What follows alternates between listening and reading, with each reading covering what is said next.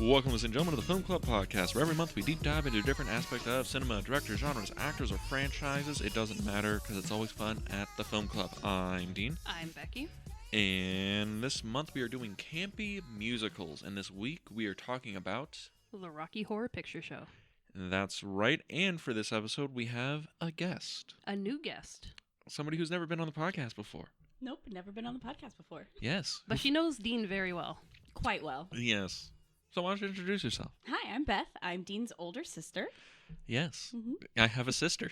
He does. Yes. It's not just Randy. Not just Randy, there's three of us. Yes. But yeah. They are the way they are because of me. It's fucking awful. She's ruined me. But yeah, so we brought you in for Rocky Horror Picture Show because you're the first person to show this movie to me. Probably. And if it wasn't Mom, then it was me. And I was probably like 5. Well, you had to have been older than 5. Or let's be real. If you were 5, it was because I was watching it and you just happened to be there. But I don't think I was like, hey, Dean, sit down, 5-year-old, watch this Rocky Horror Picture Show with me. Hey, sit down, watch this. Sweet transvestite. It'll be hilarious. But yeah, Rocky Horror Picture Show, this is from 1975. It's like the cult movie now. It is. Mm-hmm. It still plays in theaters to this day. It does. It plays at the Frida. Yeah, well, Every month. I found out it is the longest running theatrical film in history. Yes. Wow. It has never gone out of theaters. Wow. Yeah, it's the only film like that. It's been going on nonstop for 50 years. Mm-hmm. It's fucking ridiculous. But yeah,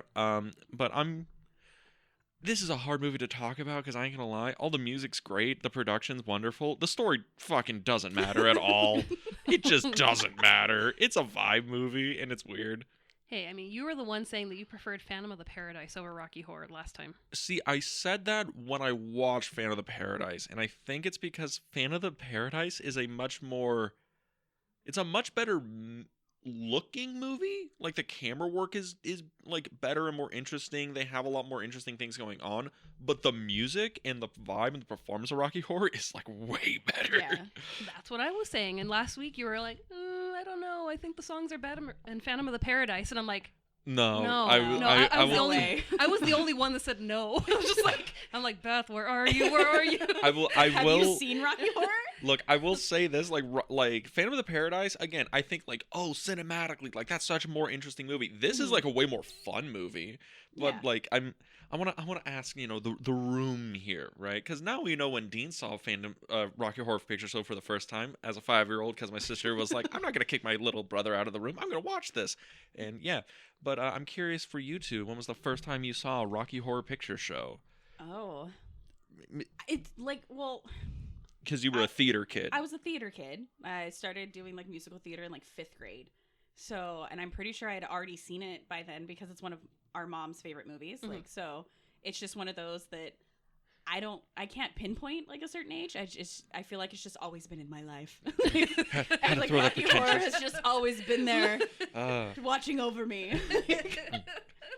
Like, if it's not, like, that I actually saw the movie, but I knew the music, because it was, you know what I mean? Like, Time Warp, like, Yeah. that's a classic. Like, Yeah. everybody knows Time Warp, probably even if you've never seen Rocky Horror, you know the Time Warp, and you know how to do the Time Warp. Yeah. So, like, I'm pretty sure from a really young age, I knew I could dance the Time Warp, but I might not have seen the movie yet, but until I was a little older, but it's like also, I said, like, I couldn't tell you how old I was, but forever. I've always known It's Rocky. always been there. From the womb, I've known it. Like, it's just also, always been there. It's also a problem because our mom, if you say something vaguely related to a movie, she'll like quote it to you. Or song lyric. Or song lyrics. So if you say, damn it, and she'll just yell, Janet. Mhm. She's that kind of person. So That's a requirement. Yeah, If yeah. you've ever seen Rocky Horror and somebody says, damn it, you have to follow it up with Janet. Yeah. It's Did a I do that requirement. last night?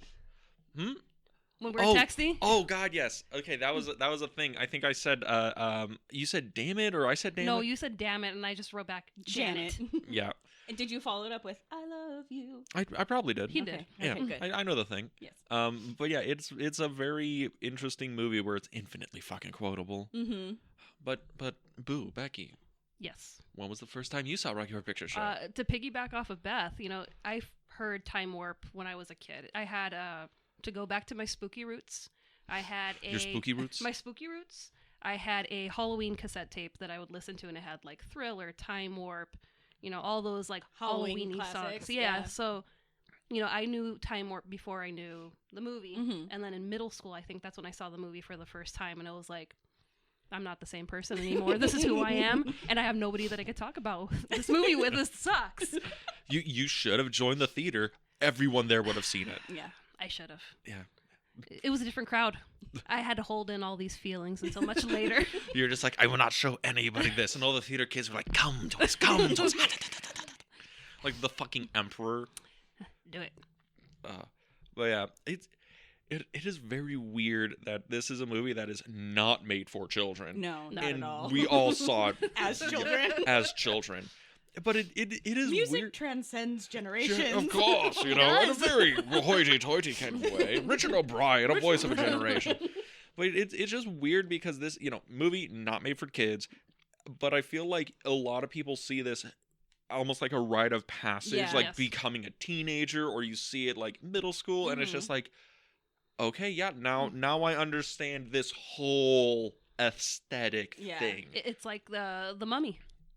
Brendan Fraser, Mhm. that's, okay, I'm one way. And then you see Rocky Horror and you're like, okay, I really am one way. It's one of those things where it's like, if you watch The Mummy and then you watch Rocky Horror, you will find out if you're straight or gay. You'll figure that shit out real quick. No, The Mummy's really confusing because Yes. not only do you have Brendan Fraser, but you also have Rachel Weisz, Weisz. and you're just like, I'm really confused because they're both beautiful. Yeah. And then you see like what is it? Oh God, you see what the fuck is her name in the beginning with that Emotep kills for? Fucking A Knox in the Moon? Yeah, you see a Knox in the Moon, and then you see Ardith Bay, and then Becky's like, I don't know.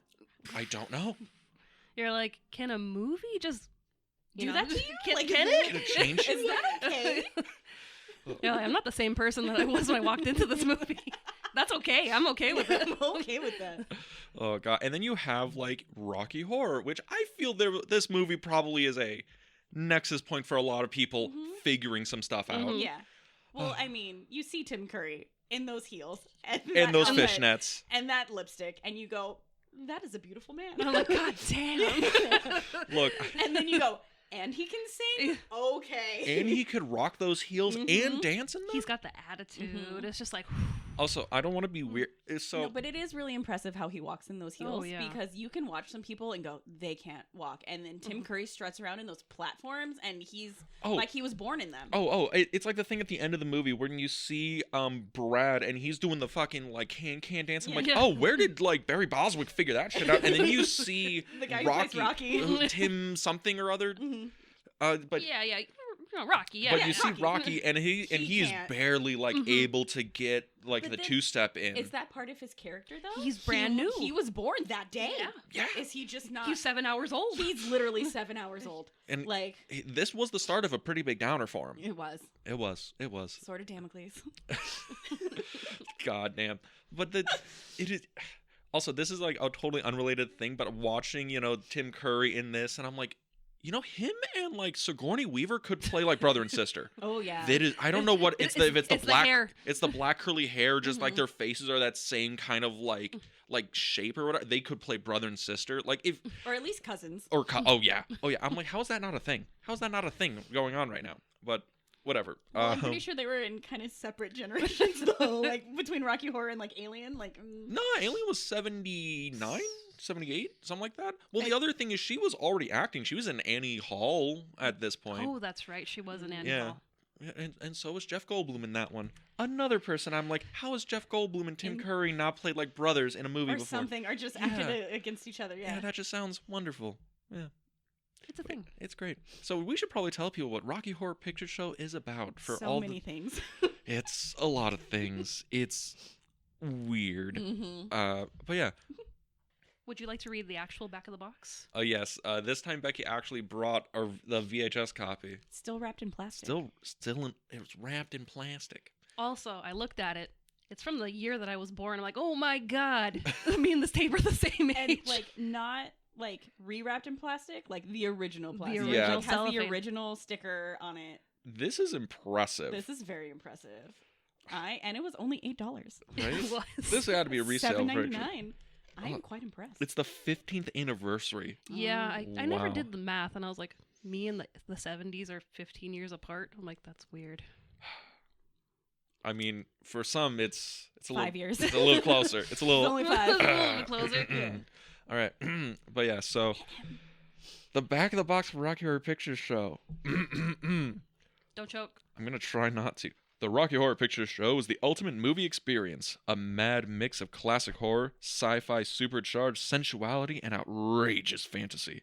It's the story of an ordinary couple on one forgettable night at the castle of Dr. Frank N. Furter. I just realized that wasn't Frankenfurter. There's a space there. That's weird. Really? Yes, I just realized that.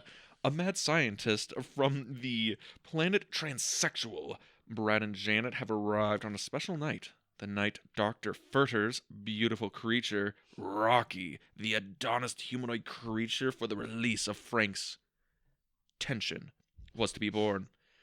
Action-packed romance, Transylvanian parties, gorgeous gals, thrills and chills, lots of larfs and sex. Larfs? Larfs. It literally says larfs. What's a larf? It's a larf. I don't know. It has 16 great songs, including The Time Warp, Sweet Transvestite, and Whatever Happened to Saturday Night. Dream it in your living room.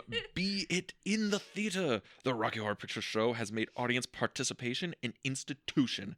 Use this video to practice all the wild, spectacular routines and dialogue so you can join the outrageous Rocky Horror phenomenon at the theater near you. Which is still valid. This gives you a whole fucking instruction manual on the back of a box. But yeah, okay, it's hitting up like, The Time Warp, Sweet Transvestite, Whatever Happened Saturday Night. Those are the best songs in the movie. They also have Dream It Be It. I don't know if you caught that. Oh, at the end. Dream It Be It. Dream It Be It. Is that your favorite song? No, I'm just saying that's a really good song, though. It's a reference. Yeah. It is also a reference to one of the songs. Is it though? Yeah. It's literally one of the last songs that Frank sings. Don't dream it, be it. It's like at the end of the movie. This is also why we brought her on, is because she can sing every song in this movie verbatim. Which I did when me and Dean rewatched it on Wednesday, and he was not quite happy with me. That was my favorite story he was telling me the other day. I kept telling him, I'm so sorry. I was quoting the whole thing and singing along as he's taking notes like diligently, like for the podcast, and I'm just like vibing. It's one of those things because Rocky Horror is probably more famous at this point for the theater experience than the actual movie. Yeah. Like audience participation, throwing rice during the wedding, throwing toast at the screen, having your squirt gun so you could do the rain. Yes. Yeah. And your newspaper. And it's like, sitting there at home, I'm like, I think the last time I saw Rocky Horror was like 2 years ago. Yeah, at the drive-in. At the drive-in, right? I remember it enough. So I'm sitting there, I'm like, oh, I gotta take it all in. And sis, oh, come in, we'll watch it together. It'll be fun. Honestly, I probably haven't seen it for a longer. Oh, probably. Probably. Yeah, well, it's one of those things where it's like, there's certain movies where it's like, oh, I haven't seen that in decades. Like Back to the Future, right? I haven't watched that movie in a long time. Then I watched it for my year of movie watching, which, by the way, don't recommend. Don't watch a movie every day for a year. You're still it's doing a lot it. of work. I'm trying to wean myself off of it. Honestly, It's hard to break I'm a habit. super proud of you that you did that. That's like a huge accomplishment. It is. Yes. And I know time. it was really time consuming, and you might have come home and went, God, I just want to go to bed, but I have to watch my movie for the day. But I'm very proud that you actually did it. That's really cool. That's something you can brag about later on, which you're Dean, so I'm sure you'll brag about it Oh, all absolutely. the time. But all the time. But I just want you to know, that's really cool. I'm really proud of you. Thank you. Now, if only other people thought it was cool instead of God, you wasted your life. I'm like, leave me alone. Was that the most sister thing I could have said right now? Yes, it was very I'm so proud of you. That's getting cut out. We're not a wholesome podcast. The fuck is this? But watching Back to the Future, I'm like, I haven't seen that movie in years. I could go through the entire film from memory. Well, that's your favorite movie, though. Well, yeah, and Rocky Horror is not one of your favorite movies. Well, it is, yeah. But I mean, that's saying that I couldn't quote Princess Bride right now, even though I haven't seen it in a couple years. It's my favorite movie. I could quote the whole thing. I could just. I mean, there's some movies that I'm pretty sure you could go back through and go through. Of course. Yeah. I'm pretty sure Rebel Without a Cause, you can do most of that movie from memory. But Casablanca, La La Land. La La Land, really? I know. You saw it the one time. You saw it? I know. I only saw it the one time, and she's just memorized the whole film. That's what I do. Are you on rewatch 30 now? No. No? Getting there? No. Oh, I see. I haven't seen La La Land. Is that a crime against humanity? For her, it is. I was like, it's a pretty good movie. 7 out of 10. He cried in the theater. Oh, don't worry about that. I cry at the end of a lot of movies. He was really tired. I was very tired. He's like, Shut up, boo. I'm tired. Leave me alone, woman. That's literally our father's excuse. Anytime he cries at a movie, he's like, "No, I'm just really tired." We're like, "Sure, Dad." No, the best are the movies that Dad actually cries to, because it's like Seabiscuit. Yeah. It's like, or like, there was another one. Was it Rudy? Well, everybody cries at the end Yeah. of Rudy. It's a requirement. Yeah. Fucking come It's on. a requirement. Come on. No, Dad is Or the end of Babe. That'll do, pig. That'll do. Just A Little Princess. Me and Dad always cry at the end Yeah. of A Little Princess. You can't. That's our movie. mm. Did you know like that's not how it actually ends in the book? Like he doesn't No? actually remember her in the book. And you're just like, Like, fuck how this movie. sad is that? Like, how sad? I don't think I've I ever don't seen ever Little... want to read the book. I've never seen Little Princess. You've never seen A Little Princess? I've never seen Little Princess. Why am I You have- not surprised? You have to add that to your movie a day. I've never seen, because I was like you and Dad's movie. I'm like, I never Yeah. fucking watched this movie. Oh, it's so good though. It Dean. is a It's good So movie. good. well, me and Dad's movie was, Star Trek II: Wrath of Khan. All right, leave me alone. We'll go places and the movie's like, I God! fucking love Star Trek. All right, leave I me tell alone. like, call your dad, tell him you love him. Yeah. No. You're thinking about him. No, Just that's text weird. him, "I love you," and then Dad will text back, "LOL." Yes. Like, okay, thanks. Yeah. But fucking, what were we talking about? Rocky You Horror. too. But just the letter U Yeah. and two. You too. Oh my God. Dean's like, he must be listening to Bono right now. Oh, No, and Dad's No. like, he replied. Or Dean's like, he replied. Dad He actually cares. loves me. Oh my God. It was Oh, like yeah. that time that you got a ticket when you were picking me up, and you're like, oh man, my parents are going to kill me. I'm like, why don't you just tell them what happened? This way you're not sitting here all day panicked. And so you sent the message out, this long message of what happened. And your dad's like, LOL, tell your mom. I was like, Yeah. That's so Dad, though. Oh yeah. LOL. And then you told your mom, and she was like, ha, you're an adult now. She's like, Get fucked, nerd. and he's like, what? No one's mad at me? Usually people are mad at me. This is weird. But yeah, so Rocky Horror Picture Show. Yeah. More famous as a theater experience now. I'm curious of it, like, watching it for the first time in forever. Like, all right, now I'm gonna see like why did this movie catch on so fucking hard? The music. Yes. Okay, is it just the music? Is that like it? I mean, like, it's also the thing where it's just like what half the cast out of this ended up being Yeah. like staple Yeah. like career like character actors for like the next 30 years. Probably. yeah. But we want to get started and actually talk about what more things that are in the movie, Mhm. just so we can I go was through all kind the of music. taken aback that on the back of the box it said it was a romance. This Are they only counting that, like, 2 minutes at the beginning where Brett and Janet have their little, like, song and dance at the church? And they're I like, mean, that's romance. romantic. Yeah. Romance. That's an interesting thing, because this is not it's not really a romance movie. It's also not really a horror movie. No. Really. Like, there's one part that I'm like, oh, that's like fucked up, but it's also like, this is way too campy to like be Yeah. scary, right? I think that was the point, though. Probably, I feel yeah. like that's what Richard O'Brien was going for, was campy. Yeah. I don't know. I think this might have been a serious No, artistic see, I think endeavor. the second one he took way more seriously. Oh, Shock Treatment? Yeah. Yeah. Have you ever seen Shock Treatment? I've seen clips of it, so Mhm. like I can see like Jessica I Harper remember- walking through the weird like pink rooms and yeah, shit. like I can see that, but I don't think I've ever like sat down and watched the whole thing. Yeah, from what I hear, Shock Treatment is not it's not a very good movie. Yeah, And not like how Rocky Horror is not a very good movie, where it's like, it's not good, but it's fun. That one's like not It's not good, but it's great. It's great. awesome. Yeah. I mean, like if we just want to go through like what makes this movie like iconic and great, it's like the opening of Oh, it, where it's yeah. just the Red Lips singing the double feature picture show, right? That's the name Science of the song? fiction. Science fiction. double feature. Science fiction double feature. Cool. Yes. I mean, partially what you named your first podcast. Oh, I didn't name it. David named it, and then I was like, "Oh, like Rocky Horror," and he's like, "I've never seen that movie." I'm like, Oh, "Really? David. Really?" And then the whole room gasped. Pearls clutched. But yeah, like Tim also, Curry's pearls. of course.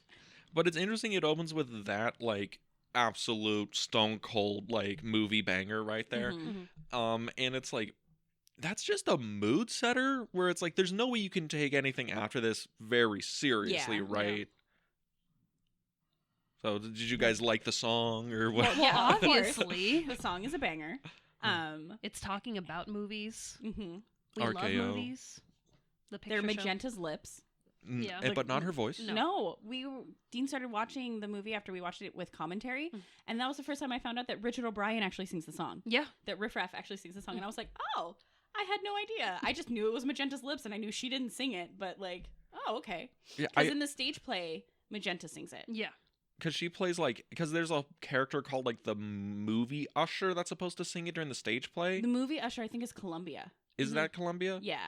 Okay, because I thought there was like a 'Cause, character. There are characters that aren't like transferred over from the stage play. 'Cause Yeah. I've only seen the stage production once because my friend was in it when she was in college, and I think I was still in high school. Mhm. And so, of course, like we grew up doing. She was in the group that we did. Sarah Bayless, shout out. She was. Oh, wait, in who the- did she play? She was just an okay. a extra person in the thing, and I think in her production, like 2 or 3 girls sang science fiction, like just like it was like Magenta and I think Columbia, and I think she was one of them if I remember correctly. It was a long time ago. I was in high school. We went and saw her. But that's the only time I ever saw like the stage production. But yeah, Magenta, I'm pretty sure just comes out and she like just stands there and like sings the song at the very beginning of the stage play. Okay, because it is an interesting thing because this is based off of the stage play Rocky Horror Picture Show, and apparently the stage play is like really short.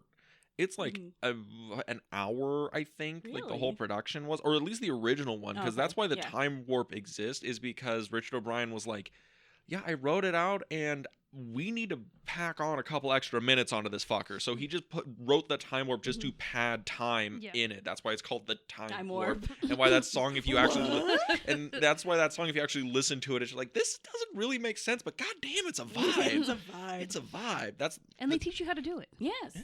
Which is the best kind of song. Yeah. When there's a dance with it, and then they teach you in the song how to do the dance. Like the Superman. Mm-hmm. Right. What his name? Soldier Boy? Soldier Boy. Exactly. You know, Sorry. Soldier Boy, tell him. a poet of our generation. Yes. Cha-cha slide. Cha-cha real good. But yeah, Charlie Chris Brown. Cross. What's a Charlie Brown? I don't know. I'm too old. Everybody's just everybody looks at somebody else. But it is interesting that it opens with that. It's Magenta's lips, Richard O'Brien's voice, because the director did that on purpose because the actress playing Magenta, Patricia O'Quinn, she was like, I thought I was going to sing it. I love that song. I was so excited. And then the director was like, nah, we want to do that thing where it's like, it's the woman's beautiful lips, but it's a man's like voice over it. So it's that thing of like crossing gender and this and that. Because the movie has a big theme of like gender fluidity and sexuality and all that stuff. No, from Planet Transsexual? Yeah, from a Galaxy of Transylvania. Yeah. No. Gender fluidity? What? Who would have thought? Who would have thunk Who would have thought? I want to imagine there are people out there that just goes right over their head. Just right over their head. They're just like, it's just a fun, like, you know, rompy musical, right? Like, what? Frankenfurter's a dude? What? I Why thought he is was just everybody like, in fishnets and heels? like what? There's garters everywhere. No, Frankenfurter's just going into the rooms in the silhouettes, and he's just like wrestling with them, right? They're just having a romp. But isn't it fun? We're gonna get to that part because I'm like, Frankenfurter's on a fucking list somewhere. Oh yeah. But you know, we get that awesome opening, you know, and I love the font in this movie. Also, that's how much of a nerd I am. I love the font where it's like the chiller font where it's like bleeding. Yeah. But after that, we get into Good choice. great choice, just Kino. But we get to the wedding of Betty and what's his name, Brad's friend. Oh, I'm testing your trivia knowledge right now. I'm gonna make you answer what's the name of the weird friends? You mean the normal, bland friends? Yes. The normal friends, the squares. Betty and. I see. Like I can hear Janet going like, "Didn't Betty look beautiful?" But I can't remember what the guy's name is. Is it like Brian or No, because it wouldn't be B&B? B&B. Yeah. Be like David or some shit. Paul, Bosworth, Duncan. Rupert's. Do you have it written down? Do you know? Of course not. I was just doing that to piss you guys off. Thanks. So we're never gonna actually know the answer to this. I'm so sorry. Comment down below. No, I'm just kidding. Of course. With the answer. Please.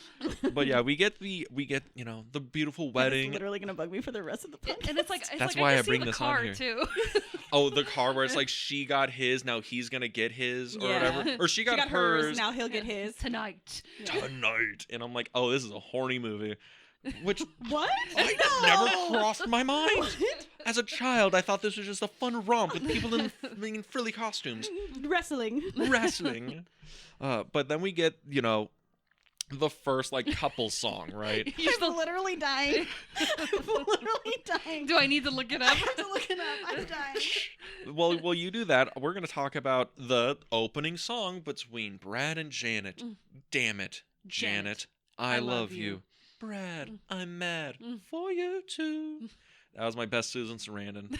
It was so good. I felt like she was in the room with us. Oh yeah. Also, like, I didn't realize this. I thought Susan Sarandon and Barry Boswick, right? That's his name. Yeah. I thought they were dubbed over for this. I didn't realize that was their singing No, voices. those are their voices. Well, I'm saying that because like Susan Sarandon's singing voice could break glass. Jesus Christ. Now you know yours can do the very same too. I suppose. But yeah, I really like this song. Ralph? Was it Ralph? Ralph? That sounds familiar. Betty and Ralph? I like how this is now going to derail the entire like. Well, you did 20 this. You did it on purpose. A little bit. You did it on purpose. This is how we pad timer. This is our time warp. We just name this character, and then see everyone's wheels turn and turn. Continue. I'm so sorry. Okay. Well, so we get this, the Dame of Janet song, and I like how you can see, like Riff Raff, Magenta, and Frankenfurter, and Yeah. they're like the American Gothic and the priest and everything like that in the background. And how would you describe Brad and Janet's relationship based off of this song? Awkward. Awkward. Yeah, so awkward. Yeah, because Janet seems like into Brad, and Brad's like, "Damn it, Janet, I guess I love you." Yeah. Yeah, I get a vibe that Brad might not be into Janet all that much. Yeah. More like he's obligated to be into Yeah. Janet. Like he's like I'm like really gay, but this is like I don't want But to it's tell mom and also, like, dad. The 50s. Well, that's a weird thing. In like, the heartland. Yeah. in the heartland. That's a weird thing. Like, when is this supposed to take place? Because right after this, we hear like the Richard Nixon like So it has to be exiting in the 70s, I'm guessing, right? in the 70s. But like Brad It's and in the Janet time are warp. it's in the is. time warp. That's what they Time- enter a time warp. They enter the Time time doesn't warp. matter anymore. Mhm. Yeah, it is just kind of weird because they like Brad and Janet, they exist in this like ho-dunk like Archieville, you know, it's Yeah. the 50s forever. And then He's like like, damn it, I want to live there. Mhm. it looks nice. Denton looks nice. And then you see like, you know, Frankenfurter and them, and they're like they look like punks from like the 80s. Yeah. But this is like 75, right? It's Yeah. just really weird. But So they saw into the future. they saw into the future. Mm-hmm. Da-na-na-na-na. But yeah, but after we get like, Damn It Janet, fun song, really enjoy it. Mhm. We then meet the criminologist, who is a James Bond villain. I also don't know why there's a criminologist in this, because I don't think he's part of the stage. Is he part of the stage play? I don't remember, honestly. He might be. Because It might be like Into the Woods where there's like the narrator, like, Mhm. and he just like interjects every once in a while, but I don't remember. I'm just saying that the criminologist, as like the narrator or whatever, is a little. I probably should have listened to like the soundtrack to the Broadway cast because then we would have known. You would have not. I'm surprised you didn't. No. I have no research for this episode. Jesus I'm Christ, so woman. sorry. God, She's just here, speaking I'm- from her heart. never Just getting vibing, guys. never Just getting vibing. invited again. But I'm weirded out that we don't start the movie on the criminologist because he gives basically like, oh yes, this is a Well, story and he of also blah has like blah. case files that Yes. he's Yeah. looking out of. Mhm. Like he has a case file for Brad and a case file for Janet, and he's telling us about them and like their journey to Frankenfurter's castle. they go to see Dr. Everett Scott. Yes. Yes. There, which is really weird that's the first person you want to go visit after you get engaged is your professor from college. Well, I think it's because the Your science professor teacher. Yeah, your science teacher. I- Like I know he like introduced that them. They like met in his class, right? Like Yeah. that's where they met, and like this love blossomed. I Question feel, mark? I think what it is like Everett Scott like maybe introduced them or they were in his class Yeah. and then he told Brad to ask her out. I think that's that relationship. Or something like that. Like I know that he's like they're really close to him, basically. But like It's one of those throwaway 1950s but lines it's of like also dialogue. they're still like I feel like are they in the same outfits they wore at the wedding when they go or did they No, change? no, they've changed. They've changed. They've changed. Okay. So it's at least later that day, yeah. right? We got out of the wedding clothes, They got got your out of the real wedding clothes. clothes. And then But that was a great wedding. We gotta go see with Dr. Scott. But exactly though. I that's mean, my after thing I is, just like, proposed to I you. literally proposed. Let's go change and let's go see Dr. Everett Scott. Like, let's not go tell our family. Let's not. No, we are immediately going to our college professor to tell him, hey, Thanks for having that class where we met and now we're engaged. How cool is that? Well, it's just like the married couple. They got married and then deuces were off to our honeymoon. Well, like, yeah. no Well, reception. No reception. Yeah. Like that's it. They couldn't afford it. Okay. Yeah. Receptions are expensive. It was rough, all right? They're in the middle of nowhere, They goddamn had to it. pay for all that rice. Oh, so much So rice. much rice. So much rice. But yeah, I'm just think it's weird because the criminologist or whatever, like, we don't start on him. Usually it's No. like, oh, he's the framing device. We're seeing Yeah. everything through. But we start on Dame and Jane at the wedding, Yeah. and then it goes into him. And I'm like, this is just like kind of weird structurally. You're telling the story Yeah. of it, which, the movie is a little fucking weird. Yes. Mm-hmm. But after that, he's like, oh, and they're going to go to whatever, and they're going to have experience a night that they will remember for a very, very, long time. And then Brandon and Janet, they get caught in a storm, and they're trying to find a place to go after they see a group of bikers. And Brad's like, oh, taking your life in your own hands like that. Oh, I couldn't imagine. And then they go, They run into a dead end. They run into a dead end. They try to back up, and he's like, And they're like, where did those bikers come from? Well, If they just came from this dead end, where did they come from? And then you have Space. Brad. of course. I should have fixed the spare. Mm-hmm. And Janet's just like, God, I can't believe I'm engaged to you. And she's like, I said yes. It's only been 5 hours, but I can't believe I said yes to you. At what point do you think Janet starts regretting her decisions? Right away. Right Yeah. away. I think at that point when he was like, oh, I knew I should have fixed that spare. Oh, And she's like, damn it. damn it, Janet. Janet. He loves me. But Maybe?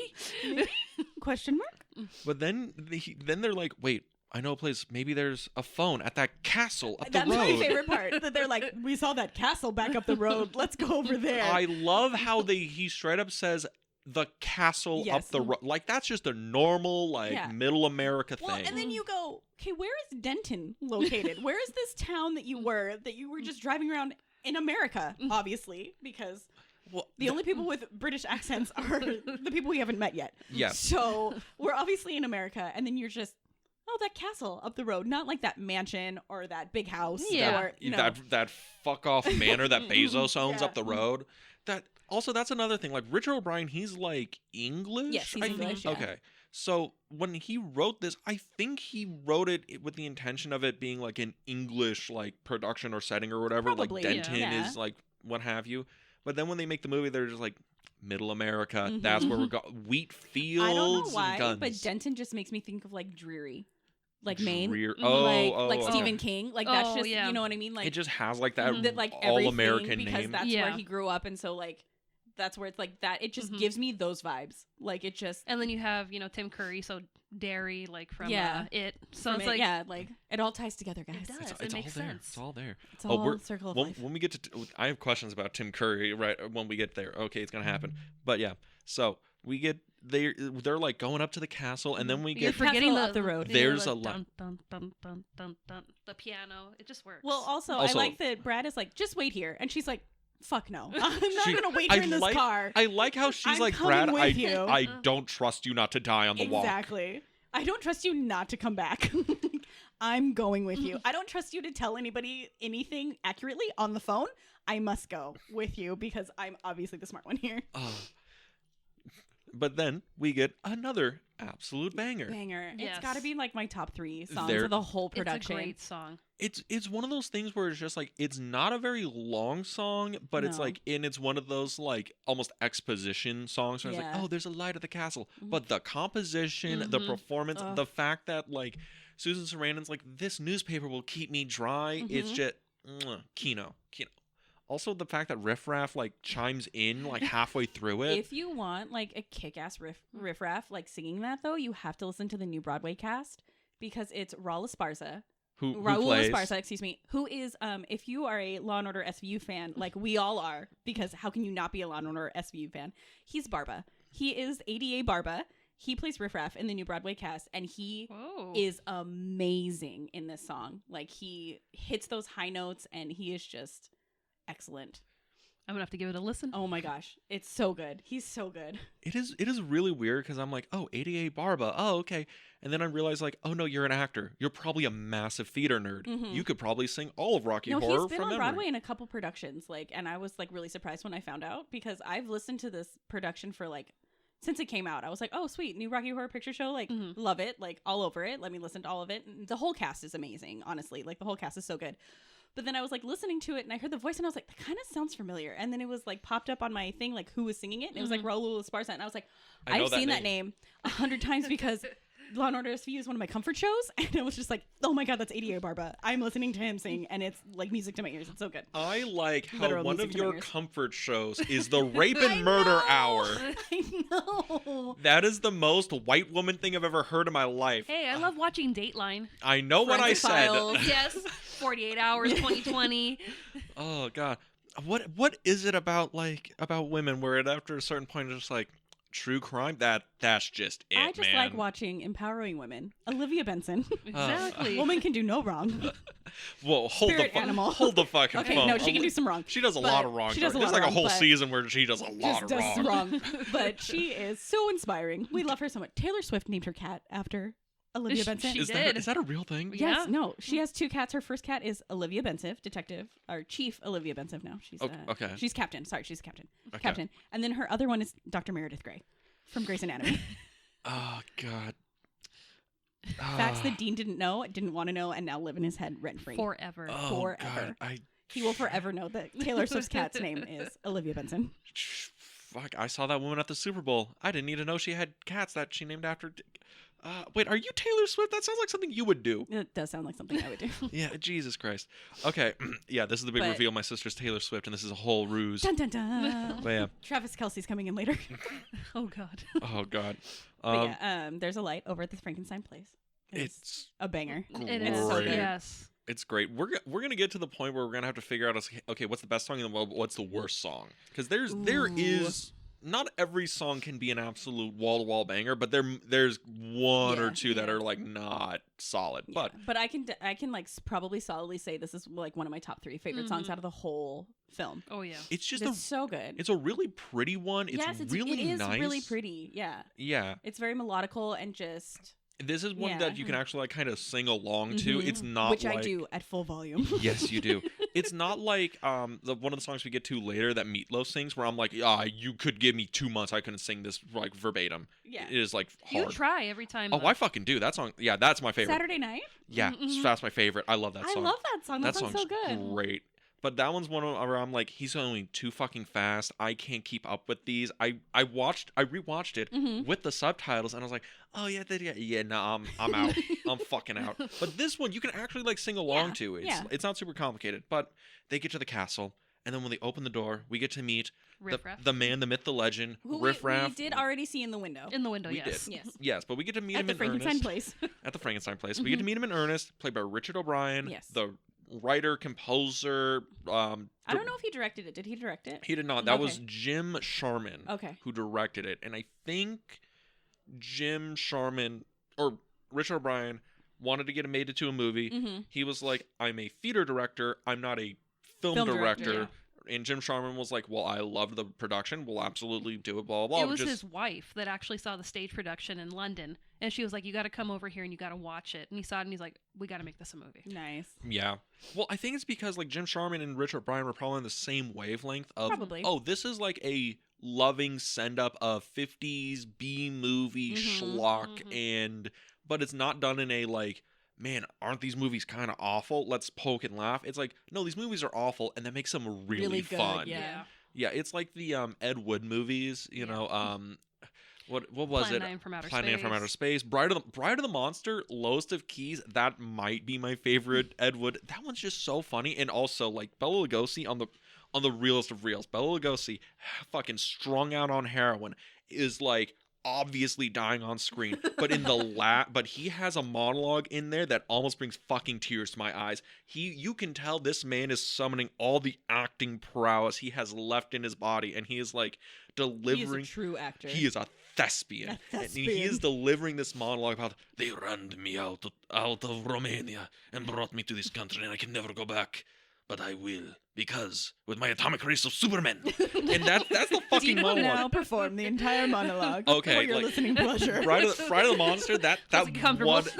one monologue right there. We'll pause, I'm like, grab a drink, that's so grab a fuck- snack. that- Dean will now perform this entire monologue. that one monologue in that movie is fucking keynote. But I think that's the thing, right? What about Tim Burton's Ed Wood? When he tells him, he goes, "Eddie, I just want to make movies," and you're like, "Ah." Okay, Tim Burton's Ed Wood is also like Loki might be one of my favorite movies of all time now. But yeah, but I think that's like the Jim Sharman, Richard O'Brien. They found that wavelength of like, okay, we understand why we like this. Mhm. So they get to make it, but Richard O'Brien, we get to meet him. Yes. Yes. He's playing Riff Raff doing some sort of wonderful accent.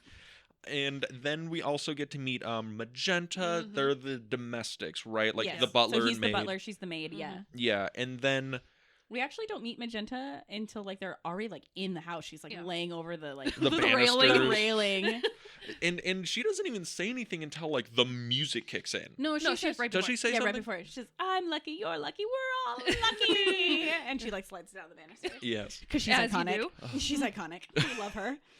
And then the music kicks in and we get probably the most popular song Yes. out of this entire production. Mhm. This is the Singing in the Rain of Rocky Horror Picture Show. Yes.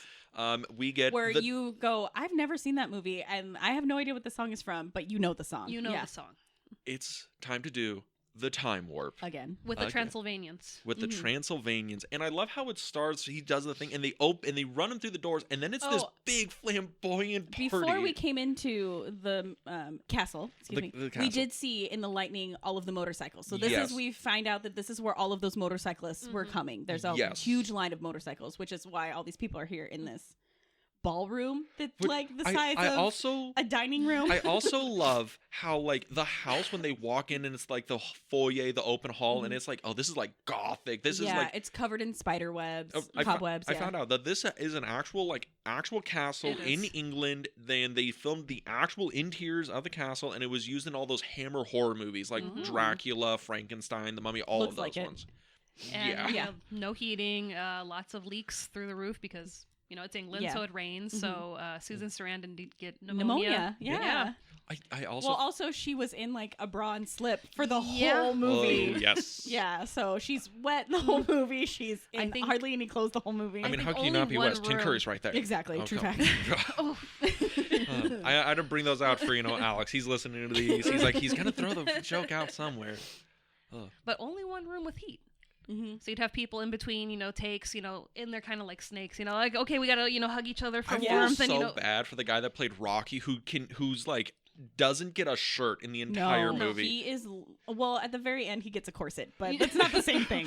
he's But just in he's his literally in his- shiny undies. His speedo the whole time, I mean, and little booties. and yeah, exactly. At least Barry Bostwick got socks. Shit. He did. He was in And there's boxers no and socks. bathroom. No bathroom. No bathroom. Most people don't go to bathrooms or go to the bathroom in movies though. Yeah. So. No, but the actors that do make. Oh yes. Yeah, there was no Mhm. bathrooms like in the castle that Oh, were wow. functional. No. Ooh. Yeah, because this was one of those things where it was like a castle Yeah, for with productions, super but it low was, budget. Yeah, but and that's the thing. It was a super Mhm. low budget thing. It was just like, no, it's a castle, but it's not a functioning Yeah, castle. it's and literally just a set. Yeah. yeah, and it was like built in like 17, 16, whatever. And they're like, indoor plumbing. What the hell is What that? is this? We have a bucket. We're English, damn it. Janet. I love you. But that's like gonna go into a thing because this movie was apparently like fucking awful to make. Mm-hmm. Because, yeah, like, the it pro- was just Yeah, the production was like one super low budget. yeah. Most of the actors were like And it was the freezing. situations. It wasn't like they hated each other or anything like that. It was just the situations that they Yeah. were put in. Yeah. Apparently, it's even a thing where like Tim Curry like for decades refused to like talk or do interviews about the movie Oh really? because he just had like an awful Awful time experience. making it. Right? He's so good though. He is, and he's even said he's like, I can't die because I know they're going to use my Rocky Horror Pictures as my memorial. He's like, so I got to keep going.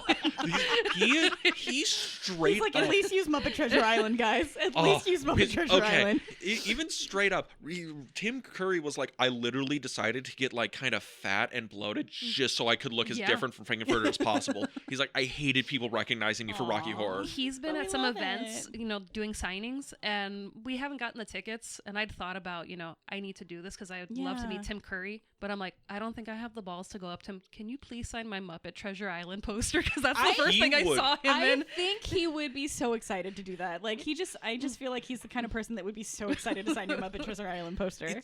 It's also one of those things where it's like, okay, Tim Curry is one of those actors that's like, he's been in like a bunch of stuff. Yeah. Mhm. And he started doing movies and he never cared about being like leading man. So he No. did like Muppet Treasure Island, Home Alone 2, It. Legend, It. right? And it's one of those things where like what is the iconic Tim Curry performance where it's like all of them. All of them, but also like Yes. Frankenfurter. Well, it's like a thing where it's like in my head, I'm like, okay, when you say, okay, think of Tim Curry, I'm thinking of the clown from It, but that's Yeah, probably because yeah. like, you know, the It miniseries came out much closer to when I was like watching things yeah. than, you know, Rocky Horror, right? Because I remember when, you know, being real little and going into like Uncle Bruce and Aunt Linda's living room, we were hanging out and they were watching the It miniseries, and I'm like, oh, what's this? And then I see Tim Curry pop out of a fucking grave and like, hey there, Tommy, and I'm like, No, it's beep beep, Georgie. yeah, he's like, oh, beat Georgie, and I'm like, oh, I'm afraid of clowns from now. Okay, good. I'm glad to have Thank this you, emotional scar. Thank Tim you, Curry. thank you, sir. Good day. You've done a service. I also found out that Tim Curry is fucking deathly afraid of clowns and Oh, really? refused to have mirrors on set when he played Pennywise. Wow. That was he almost got a makeup artist almost got fired because they had a makeup mirror that they were like doing to try and like catch an angle of Yeah. it, and Tim Curry caught his own reflection and he fucking had Lost it. lost his shit. He's like, no, I can't fucking do this. I'm Yeah. sorry. He's like, take all this off. I gotta go. Mhm. And that makeup artist almost got fired for that. But yeah, Well, I mean, like in the new production, like that Pennywise is pretty scary, but like Tim He- Curry is yeah. just, well, there's a and difference. it's so between- simple too. It's such a simple clown, like what do I want? Like visual, like Yeah. it's so simple. Like It's a classic clown. Well, Yeah. Yeah. It's the thing where it's like the new Pennywise versus like the Tim Curry Pennywise is the new one.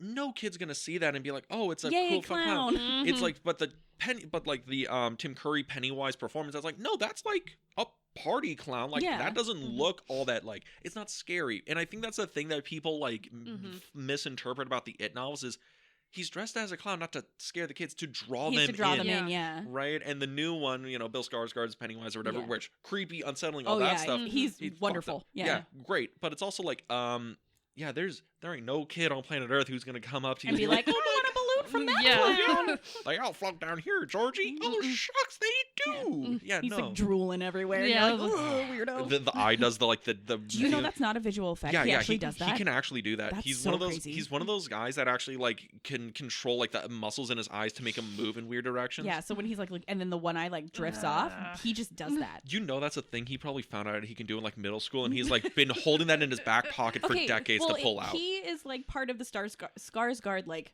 Lineage, empire. yes. So there's like 17 brothers. So I'm sure he did it to annoy his brothers.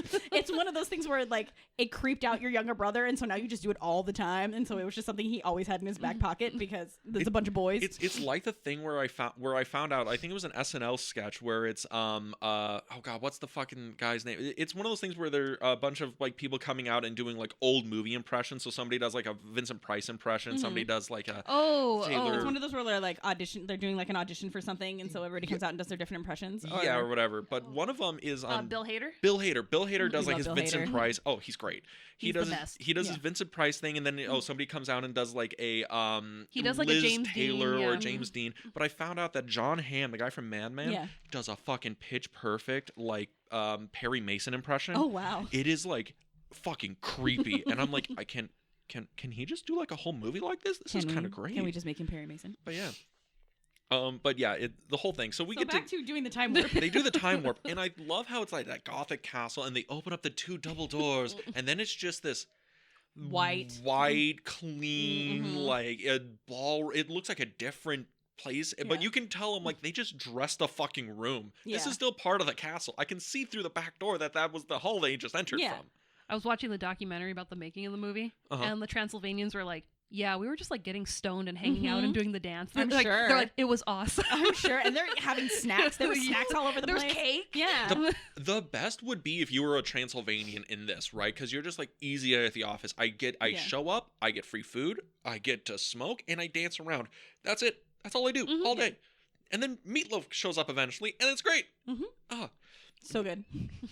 I also, but they do the whole time warp, They do the super time warp. iconic. They bounce back and forth between the criminal. I love how it's like, and then it's just, and it cuts, and it's real And- quiet, and the criminologist pulls the board down. He's like, then we can see it's just a They jump, jump to the the left. and then it goes, and then it just hits back into the song. It's like, and they do the whole dance. I It's love, a step to the right. yeah.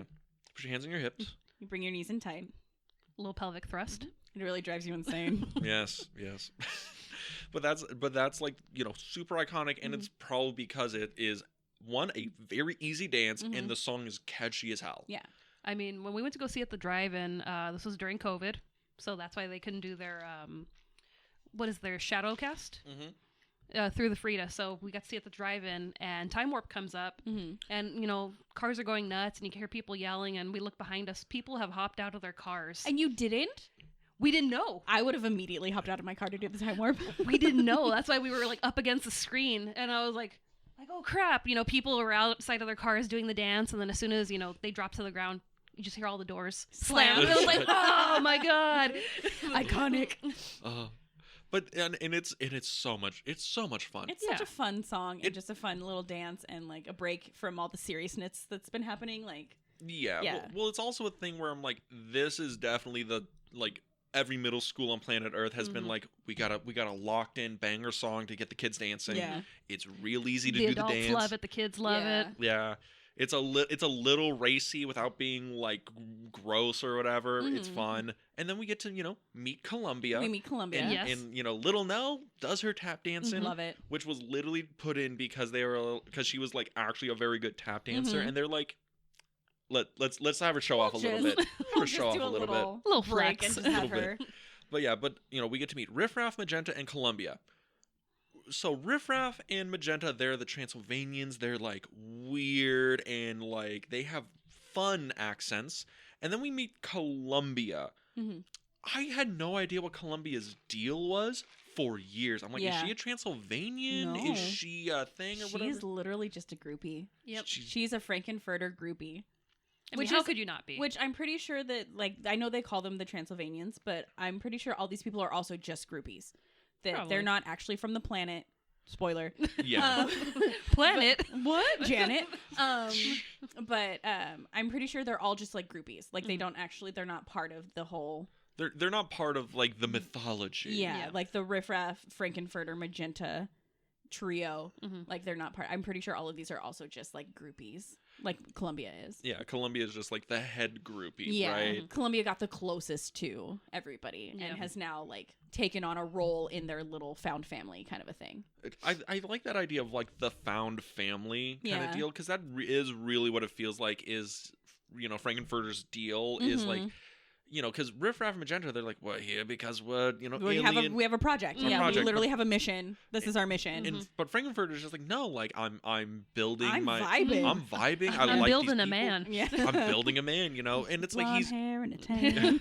and he's putting together this like he takes in Brad and Janet like Yeah. right away, and he's Mhm. like just trying to build this like family unit Yeah. around Mhm. him, and it's like it's like okay that's he just a wants to be loved. he just wants to be loved. Is Like, that so wrong? so wrong.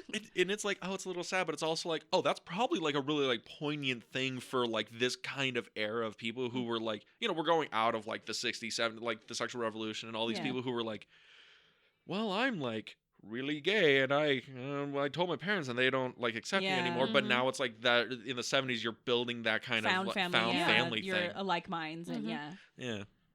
And it's also interesting that Brad and Janet are like these 50s kind of cultural things and then they Mhm. crash into this and it's like both of them discover things about themselves Yeah. and then it's like It's pretty groovy. it's pretty groovy. It's like oh the movies actually has something to like say and it's doing Mhm. things. Yeah. Movie thematic talk. But then let's throw all that bullshit out the window cuz Tim Curry arrives. Tim Curry. Tim motherfucking Curry. I mean, Time Warp is just, the appetizer Yeah. to the meal that is about to show up. yes, because I love And how the elevator They comes all down. know it except for Brad and Janet. Yeah. Oh. They have been creeped out by this time warp, and they are like, you know what? F the phone. Fuck the phone. We're Do you just just gonna do the go. Madison? Oh, that Brad, is so say something. Does anybody know how to do the Madison? Oh God. I w- Again, that is where she loses more respect for him, Janet. that is the moment where she realizes like what Brad's the not fuck it. have I got myself Brad's into? not it, man. Brad is not it. And then the elevator comes down, and they turn around. It's like, oh my god, because I'm cold and Frankenfurter's I'm there. wet and I'm just plain scared. And And then cue in the scream. and then we see Frankenfurter, and he has the big cloak Well, on. we see his shoe because he's Yes, he's in platforms. yeah, he's platforms. He's like tapping his foot in the elevator, and we're like, "Who is this?" Dun, dun, dun, dun. Because you just see the back of him, so Yeah. it's just hair Yeah. and then cape The and big, shoe, and beautiful so you perm. have no idea. You're like, "Who is this person?" You don't know if it's a woman. You don't know if it's a man. And then you have all the Transylvanians that are That excited. are so excited to meet this person. Mhm. just the master of the house. We Mhm. don't know who it is. Yes, and then when we finally see they're in a big cloak, the makeup's all done, the hair's done. Yes. Also, it's Those like glossy lips. also when you when you see Frankenfurter for the first time, it is one of those things where I'm like, are you a man? Are you a woman? I can't because like He there's has no a like very, 5 o'clock. effeminate face in this movie. Yeah. Yeah, which is probably a thing From the from the makeup, makeup yeah. and all that stuff. Because later when at the end of the movie when the makeup kind of comes off, I'm like, Yeah. oh yeah, no, that's a yeah, man. Yeah. that's an adult man who probably works in a tire factory. Yeah. But then we get probably one of the loudest bangers of the movie, The best song of the movie, in my opinion. Sweet Transvestite. Sweet Transvestite. Yes. Yeah. Okay, so this is your favorite? Oh yes. I mean, I really like it. I think this is the movie. This is the moment where I'm like, oh yeah, no, Tim Curry. I understand Tim Curry's like star status right away is the fact that he has more charisma Oh yeah. than anybody else. Like in this movie, like when he shows up, you just can't stop watching No, him. it is like honestly like perfect casting, and I know that they were like just like he wasn't super well known or anything, but like Well, he was in the stage play. Well, he draws you in though. But He, this was like, also his first theatrical debut. and he just draws you in where Mhm. you were just hypnotized by Yes. him. Where it's like that's how you see that how all these people Mhm. also got drawn into this cult almost, where he is just so charismatic and just pulls you in, and you just go, yeah, okay, I want to do that. Whatever you say. Yeah, sure. It's a cult of personality. Yeah. And it is a thing where it's like when does the strut and everything like that, and talking right into the camera, and it's Yeah. like Drops the I cape. didn't notice it until me and Dean's rewatch that Tim Curry breaks the fourth wall He does. a bunch in this movie. yeah. Nobody else does. No. Just him, where he'll just look you straight in the camera because he is also not only drawing in everybody in the movie, but he's drawing you in too. Yes. Like as you're watching this movie, he's like, hey, you want to come be with me. You want to come like sit over here with me. This is also the point in the movie where it's just like, okay, if you make it past Sweet Transvestite, you're in for the rest of Oh the movie. yeah, you're in. Oh, yeah. yeah. If you haven't been weirded out and like wanted to just go, no, I'm done. After this, like, no, you're in it. You're in it for the long haul. Yeah, because it is a it's banger. fu- It's It's such a such good a song. banger. It's so strong, and it's also a thing where like I can almost pinpoint the exact movie when people would have been like, I'm out, is when he just rips the cape Yeah, off, and and he's he in the is- fishnets, and it's a full get up. No, yeah, he's got the corset. He's I mean, in even when the he's sitting on the throne, panties, he's yeah. got the leg work down too. Mhm. And I'm like, my God, your legs are beautiful. Yeah. And again, this is where we get to see him walk flawlessly in these platform heels like was born in them. Just no stumbles, just no stiff legs. Again, he did the stage play, so I'm imagining he probably did Yeah. a show a day, No, but it twice on looks like Sunday. if you watch him, it's like almost natural. You know what I mean? Because some people can't walk in heels; they No. just can't. But when you watch him, it's natural. It's just part of him. He just walks in heels. He was born in a He pair. was born in a pair. Yeah, they were saying in the stage play that I guess he was having a hard time relating to his character. Mm-hmm. And they were like, the day that he put those high heels on, he was born. And it was just Frankenfurter like, was born. Yes. That's actually like a real that's a thing I guess that he does for a lot of his movies is he needs to have like a physical thing, either a costume to put on or like a makeup job to Or a have prop on or something, or a prop yeah. or something, and then he's like, now I know the character and of course it's the fucking heels. Of course. Yeah, it's of the course it would be goddamn the heels. Yeah. But Well, because you do the run throughs and everything, you're not in full costume. and No. you know what I mean. And then as soon as you put those in, you're like, oh, okay. Well, because also with the heels, like it changes the way you move, and it changes the way you hold yourself, and everything. So I'm sure as soon as you put those on, he's like, all right, yeah, here it is. Got it. okay, I'm curious. I don't know about, who you are, but I want to know But who you are. exactly. I'm actually curious about that because I do like movies stuff and like movie rehearsals or whatever, and it's like you do your read throughs and maybe you do a block of rehearsals. Yeah. Usually you're not in full costume, Yeah. right? Yeah. But because you have a lot of reset times and all this stuff. But you did like theater, Yeah. So and the dress rehearsals and whatnot.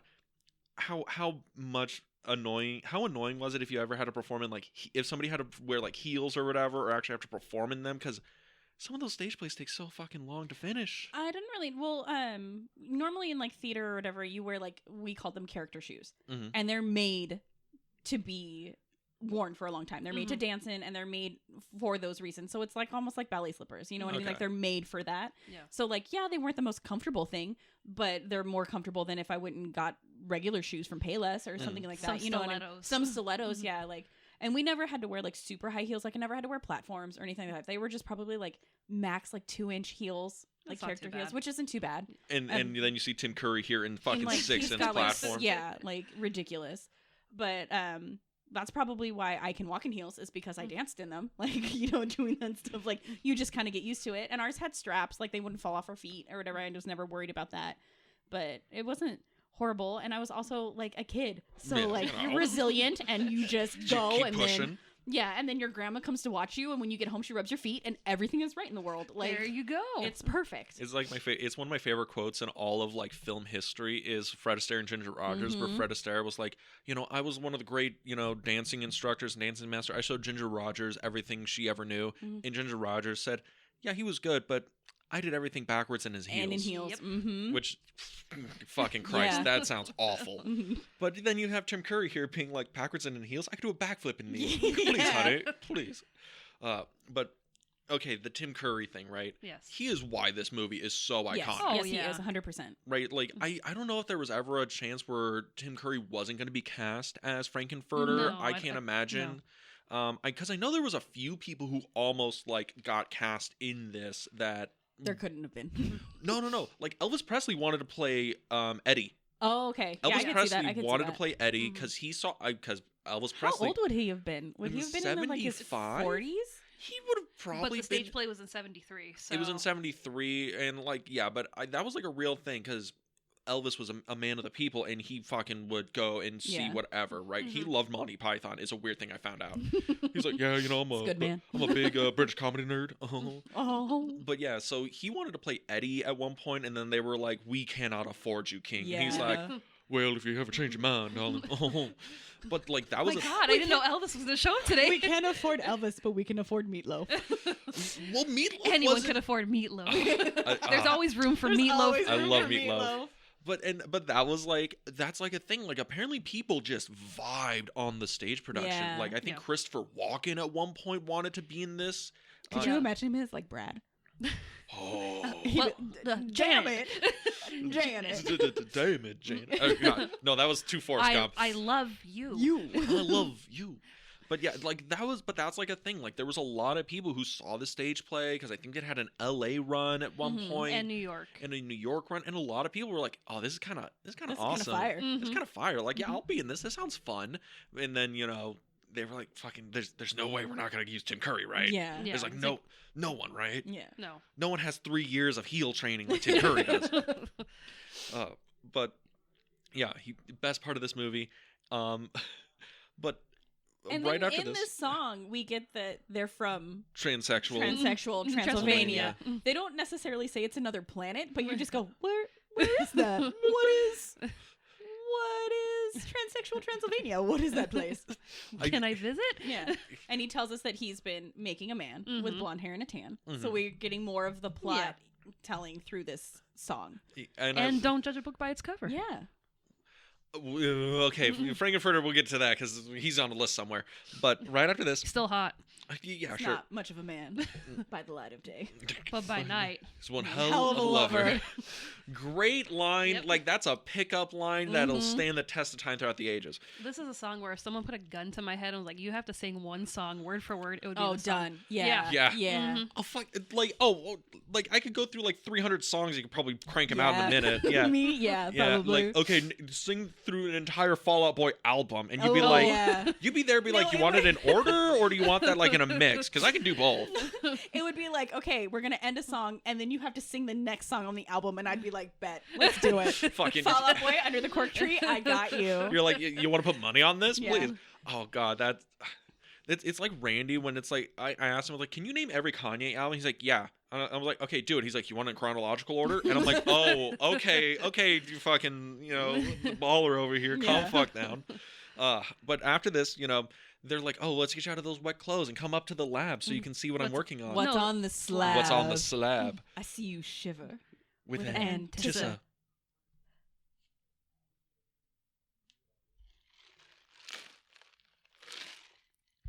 Okay. Patient. Thank you. I had to get a drink. Some people are gonna like get to that part and be like, Is there something wrong with the production? is it over? Oh my Is it God, done? what happened? What happened? Refresh. But yeah, so I love Which how I think like, is the most iconic part, honestly, of the whole movie, is Antissa. Patient. Well, what is it? How I Met Your Mother, they basically made Neil Patrick Harris' entire character based around legend, wait for it, dairy. Like, I didn't watch the show. It's so good though. Okay. I liked How I Met Your Mother. Okay. You just don't watch the last episode, and then you're fine. How I Met Your Mother is one I've of... seen that. Oh, I've seen people God. be so pissed off about it, and I was like, I can see why people would be Yeah. pissed. How I Met Your Mother was one of those like last stage sitcoms that like Big Bang Theory, Mhm. like the sitcoms that were like actually able to still like make TV worth watching. Yeah. And I watched, I don't know, like maybe the first couple seasons. I don't even know, because I never watched it like dedicated. It was just on. I was like, oh, this Yeah. is like pleasantly amusing, Mhm. kind of like Big Bang Theory. No I shade. love Big Bang. Sorry. I ain't Yeah, I throwing love Big shade. Bang Not as well. sorry. But yeah, but that was one of those shows where I'm like, oh, you can tell, like, you can almost tell the arc where it's just started dropping quality, and apparently the last couple seasons are just awful. Of How I Met Your Mother. Apparently, It's just the last. I want to say like the last season because they try to wrap it up. they try to wrap it up, but they don't wrap it up in a nice Mhm. way. Yeah, Yeah, or it's the thing where but it's I mean, like, you know, watch it for Jason Segel. Like Marshall is Yeah. the best part of that whole show. Mhm. I could watch just his scenes. He's my favorite. I love Marshall. He is the reason He's for the reason you television, watch it. Yes, of course. Mhm. But yeah, so they go up to the lab or whatever. Mhm. I love how Magenta and Columbia and Riff Raff are like, oh, let's get out of these wet clothes, and they Get out of just these wet clothes. strip them naked. Mhm.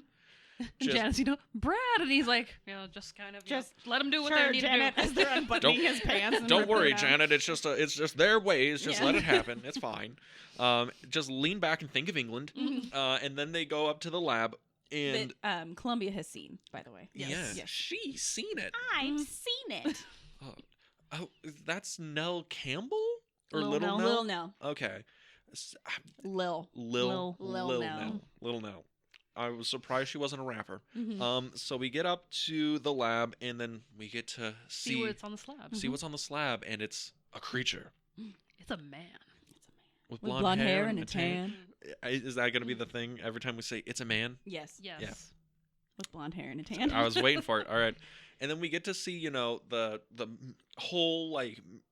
I love how they're just making rainbow colors in a vat, and it's like, and that's how you make a person. Mhm. There you go. And Well, he had the- some. the he The had- stork comes in. What is it? The transducent oscillator or whatever? Like The transducer ovulator. Ovulator. I love how Richard Bryan and put is. it up 3 more points. I love how you see like the little wheel thing, and Richard Bryan is cranking the He fuck is out of it. cranking it. He is. You can tell that like halfway through, he is just like, do how many more do we need, This is Jim? where you get a really good look at his hump. Yeah. He's Yes. had a hump this whole time. And he's been prancing And he- around. yeah, and just with a giant hump like Quasimodo. Wait, what hump?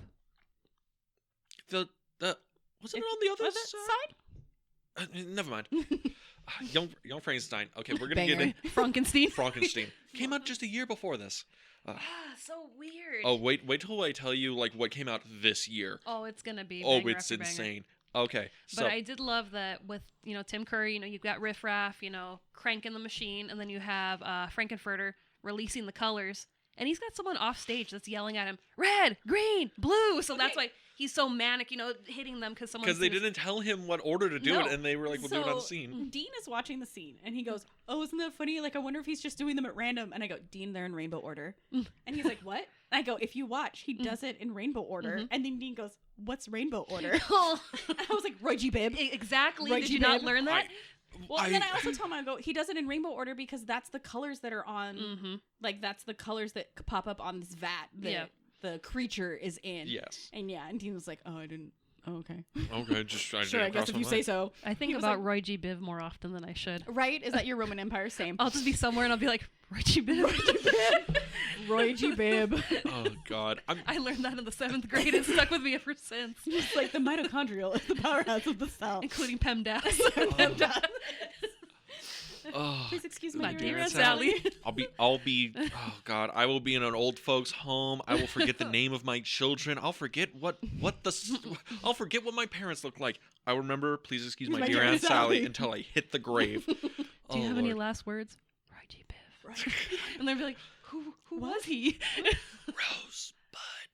Like, that What's would it? be your last words. God, just max pretension. And Max then everybody pretension. be like, "What does that mean?" And we're like, "It's Dean. It's a Fuck, reference. like, It's a God. fucking reference. It's all a reference. He referenced a movie. God. You guys would be, damn it, Dean, you can't even die, right? You guys are Just so die mean. without being pretentious. Oh God! But we get to meet Rocky. Rocky. Yes. And, you know, blonde hair and a tan, indeed, and shredded Yeah. like Jesus. And Ripped like Jesus. Ripped like Jesus. And then we get his big intro song. It's a pretty big downer though, but the song's Sword not of a Damocles. Sword of Damocles is hanging right over my head. That ain't no crime. Also, I love how it's like, oh, this is set up for a pretty big downer. This song's not a downer. It's No, an it's so upbeat, like kind of poppy rocky thing going on. Yeah. It's wonderful. Also, I didn't realize until, you know, watching this and you were like, oh, that's not his singing voice. Yeah, No. he's dubbed over the whole movie. Yeah, like even his like speaking, Yeah. like the two speaking lines he Yeah. has in the whole movie, they're completely dubbed, Dubbed over, right? yeah. So I had to figure out who the fuck this guy was, why this was like that. And I guess he was like a male model. He was an actor, but he was mostly like a male model that they found at the gym. That they As were you like, do. I mean, like, where else would you find him? yeah, and they were like, bro, We like need someone with a blonde hair and a tan. Who's ripped like Jesus? Where should we look? Venice Beach is too far. Very. Yes. Yes. So they found him at a gym, and apparently he was like, "Yeah, I'll do it. Yeah, you know, I'm an actor, a model, whatever." And I guess he's said that he has not gone back to watch Rocky Horror at all. He has no interest in doing it. And his response to people asking, "Why are you ashamed of?" He's like, "No, I'm just an awful actor." He's like, I'm so embarrassed. He's like, by my performance. That's literally what it is. He's like, I'm a terrible actor. I can't really sing. And he's like, I only did like 4 or 5 movies, and then I retired and became an antique dealer. Like that's literally what he does that now in England. You can go and buy antiques from Rocky. Yes, literally, and he'll I love Pilgrimage. antiquing. Yeah. Pilgrimage. Let's go. Yeah. We'll plan it. Pilgrimage. You know, apparently he's never thrown any. People say he's like, oh, he's thrown people out of his shop or whatever. He's like, no, like I'm pretty nice about it. It's like as long as you don't like are offensive about it, Yeah, like I'll sure. talk to you. But I'm like, he's like, I did that when I was like, you know, 24 or Yeah. whatever. I don't want to fucking talk about this. But Well, yeah, I would just be like, hey, can I have a picture? Okay, that's it. That's all I need. I just want to like, yeah. he's Can, like, can I buy this ashtray? he's be like, all right, fine. Do you want it with the shirt on or off? And they're like, wait, do you still have the? He's like, fucking 12-pack every day, honey. Like, I'm like, "Oh, He's like, I Done. still have the gold speedos. okay. He's I- like, let me go put them on. Again, doing the research on that, he found the gold speedos in his garage. Well, yeah. Because apparently they just got like if you like because this was a low budget production or He whatever. just went you- home in them one day. Yeah, Yeah. you just take whatever the fuck you want, right? Because they're just gonna like throw them away or burn He them. just put on his sweatpants and went home. He found them in his garage. And he's like, oh, these are kind of nice. I'll like put them up for auction or whatever, or sell them or whatever. He got like $1,000 for them. And then like Just $1,000. in, Somebody like- only paid $1,000 for he his paid $1,000 for it in like the Rocky Gold Speedos. It was like 2001 or 2 or something like that. And That's too here's low. Yeah. here's Way the thing. too Here's low. the thing. You were able to go and see them at the Hard Rock Cafe in Myrtle Beach, South Carolina. Another pilgrimage? Are we But going I- on another but I- pilgrimage? South Carolina. South Carolina in Myrtle Beach. You can go see Doc Antle's like closed down lion show and then go see Rocky Speedos down the road. I don't think I'm gonna go And to then, Doc's. and then eat at Hard Rock Cafe and have a mediocre burger. Yum. But you know, It was $30 for this burger. $30, but I got to see Rocky Speedo. it's worth the Worth trip. it. Worth the Worth trip. it.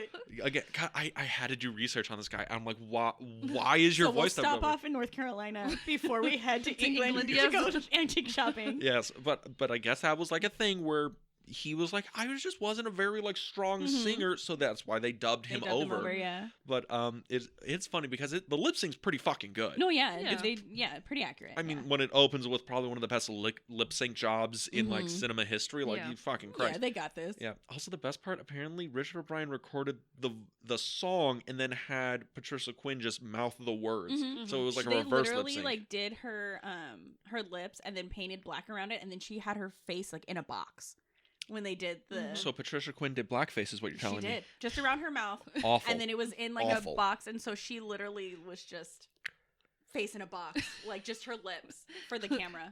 Patricia, how's your day? Oh, You know. I talked in a box I today. I sang into a box. Can we just make a statement? We are against blackface in all its form. Patricia Quinn canceled. Done. No. It wasn't just her. It wasn't her whole face. It No, was Okay, it it's just her lips. yeah. It was just that around, makes it better. It was just around her lips to black out the rest of like her face, so Of course. that there was less production, But we less are editing. Yeah. But we are against blackface. We But are don't do against it. blackface. Yes, Uh, we just want to make that a point. Yes. Yes, Of we are against blackface. very much against it. All right. But we don't think that this would be considered blackface. No, it's not. No, no. Dean. Yes. All right. I'm trying to make things worse. Yeah. Only trying a little bit. Okay, but we get to meet Rocky. Pretty big downer. We get to watch Frankenfurter chase him around and It's And dude, hilarious. and crawl around all over the place, I love- shoving people out of the way. I love when he runs down the ramp and he throws his little gown up like he's like running from a mouse in an old cartoon. It's and it's falling Looney into the Tunes. walls. And It's the little old lady from Looney Tunes. She'd lift up her, her dress to go running after Yeah. Sylvester chasing Tweety. yeah, That's something that's also kind of interesting. The humor in this is Mhm. is a little Looney Tunes esque. It's super tongue in cheek, yeah, and it's like the movie's like the movie's a comedy. Yeah. At first and foremost. yeah. It's not a horror show. It's not a like sci. It's not like a sci-fi. It's just a comedy Well, I with mean, it's music. technically sci-fi because he's making a man With blonde hair and a And a tan. tan. Yes, yeah. I'm so sorry. in Frankenstein's castle. Frankenfurter's castle. Well, they go back Well, and forth. It's the Frankenstein place. Mm, So we know. Mhm. You know. But this is where we get to the actual best part of the movie. All right, when we get to meet Eddie, because he breaks out of the deep freeze, Mhm. and we get to see. Well, Rocky gets presents first for he- his birthday. Yes, he he gets. does. They're gonna make him a man. We're gonna make him a man. You Mhm. can't skip that one. Like, That's the. I'm gonna that make you a man. might It gets a be- reprise. It that does. might be one of the weaker songs in the No, movie. yeah. No, I'm not saying it's. I enjoy it still. No, Mm. you enjoy every song in this Yes, movie. yes. There's not a Yes. song that you do not Mhm. enjoy. This is not one of those, because there are many musicals that I love with my whole heart, but that you skip songs because they Mhm. are just so boring and they don't add anything to the plot. And you go, I can't sit through 3 minutes Was- of this song, and you fast forward. Yeah. Was Rocky it- Horror was- doesn't have any of these. Was it? I was watching like Sweeney Todd, like whatever. A month ago. The month ago, yeah. And the month ago? yeah. But I think Joanna came up and you were like, no. Or No, I wait, like Joanna. what was it? Was it? There was a musical I watched and you were like, oh no, that song is just awful, and you just like left the room. Oh, well, okay, so Singing in the Rain is one of my all-time favorite Mhm. movies. Like, we love Singing in the Rain. Yeah. But that dream sequence, oh my god. I fast We're- forward through the dream sequence every time. Also, Mm. when it's just the two of them on that soundstage and Debbie Reynolds sings that really slow song and she's on the ladder. I don't even know what the song is called because I fast forward through that every time. It is so slow and boring. Dean looks shook. Oh my god. He's like, I love that can't. scene. That whole movie's great. No, the whole movie Well, is great. the And I'm sure Cherise Dean... ballet thing at the end is like fucking awesome. Okay, so Dean loves it because of like he is a film nerd, right? Yeah, So he yeah. loves the lighting and he Mhm. loves the camera angles and he loves the Guilty. framing and he loves all of that stuff. And Yeah. I'm like, I am watching this musical for entertainment value and for song and for to make my heart happy. And so when this song comes on and I go, oh god, when is this song gonna be over? I fast forward through it because no amount of framing or lighting or anything is gonna make up that the song is just boring. to No, me. I'm in the same boat with Dean where I'm like, oh, the old lights, oh, the old stage. Oh my God, I love it all. Which the is smoke. fine, but I can't. Or like another one is Seven Brides for Seven Brothers, which is if you look back at it, it's such a problematic movie and just musical and premise and everything. But it'll probably like be one of my favorites until the day I die. Seven Brides for Seven Brothers. I No matter how love- problematic no it is, matter it'll warm how your heart. horrible it is. Like you watch it as a grown up and you go, the fuck is this? Grandma, let me watch this. Well, it's so good though. Like it's so fun and just like even though it's so problematic, but the songs are fun or whatever. But anytime the main girl, I don't even remember what her name is. The main girl sings some slow ballad. I'm like, oh my god, shoot me now. And I fast forward through that shit because oh my god, it is so slow and boring. But coming back to it, Rocky Horror doesn't have any of those. Like all of the songs, if they're not like super bangers, they're all bangers though. Like Yeah. they're all good songs and you're gonna watch all of them and you're gonna have a good time and you're gonna sing along and none of them are just like, oh god, when is this song gonna be over? Like I'm done. And There it's are like, weaker none of them, songs. There's weaker songs, but none of them slow down the pacing. None of them slow down the movie. None Yeah. of them slow down the plot. Like some of the like the ones that I was talking about before, like the ones in Seven Brides where she's literally sitting at a window and he's in the tree and she's singing him some weird love song and you're just like, oh my god, I get it. Like, whoa. Like, and You're it's looking literally- up at the banister, being like, "Can that support my weight? Can I just get the fuck out of Well, here?" I'm just like, if I was him in the tree, I would have jumped. Like, I can't. Like, it's Or like, I hope the tree collapses and like falls into seriously, the window. can it just like, oh my god, I hope Take I 'em get both struck out. like struck by lightning right now. Like, jeez, like, kill me now. They're- But like none of them in Rocky Horror, like they all progress, they all move the story along, and they're all good songs. Like yes, the slowest song up to this point, there's a light. The slowest song is still an all-time banger of this movie. Yes, Yeah. it is the slowest, like beat wise, like rhythmic wise, or whatever, however you want to say it.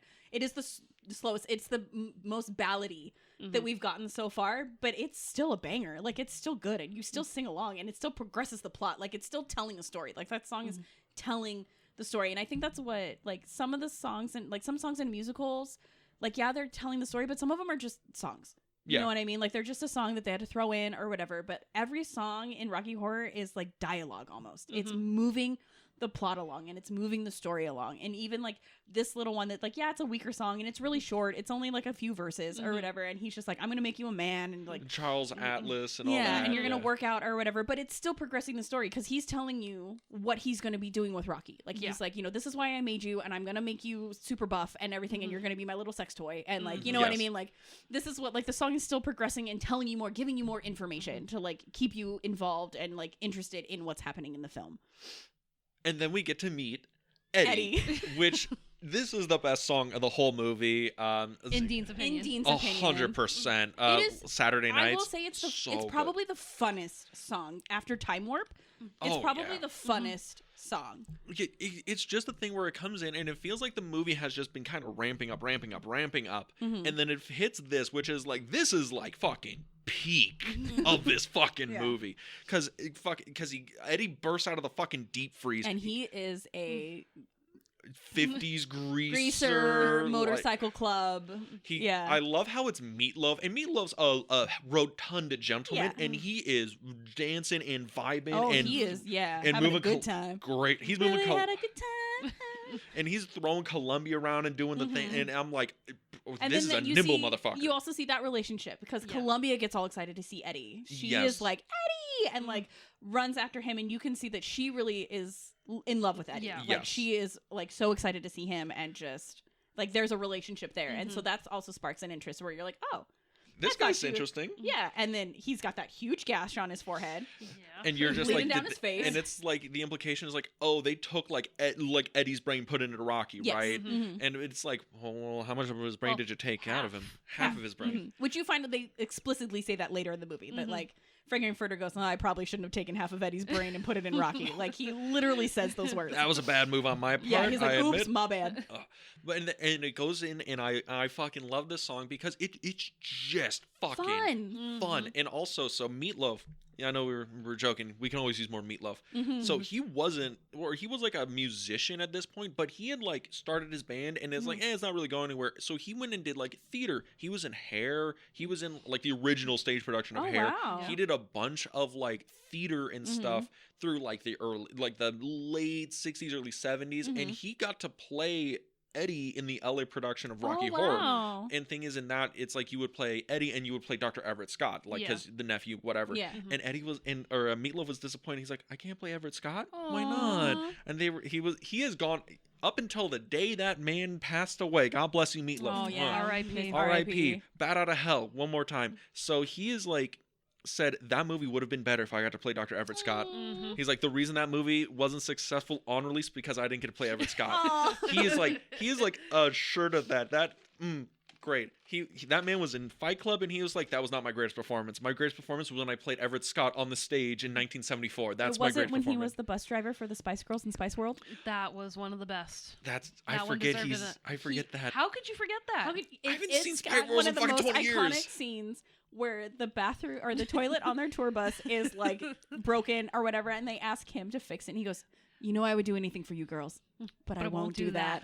And you just go, fuck yeah, Meatloaf. Fuck yeah, Meatloaf. God, Bat Out of Hell, low key, one of my favorite albums. Paradise by the Dashboard Light by the Dashboard is so. I know that song is like fucking 20 minutes long, and it is perfect every goddamn when we're beat. coming home from like events and it's late and we're both in the car and we're tired and it gets quiet, I'll put the song on because it usually hypes you up. That's better than a bump of cocaine, I swear to God. We're screaming in the car going down the freeway, Paradise, and then it's like, well, we gotta listen to Hopatootie Bless My Soul. Well, yeah, of course. And then it turns out we gotta listen to the whole album. So see, it makes sense. Works. Hopatootie Bless My Soul.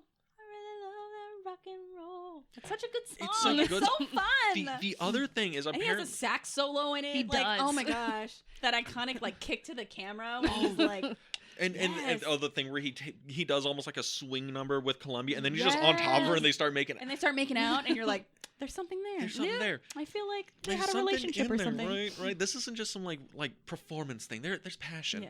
But it's interesting about this, right? Because Richard O'Brien, when they cast him in the movie, because he was in the Ella production, Richard O'Brien's doing the fucking England production, and he was like, I don't know if this gentleman will be able to sing the words or whatever, because apparently no one up to that point was able to sing like this song Mm-hmm. without fucking up the lines, because Really? because the pace was so fast and. Mhm.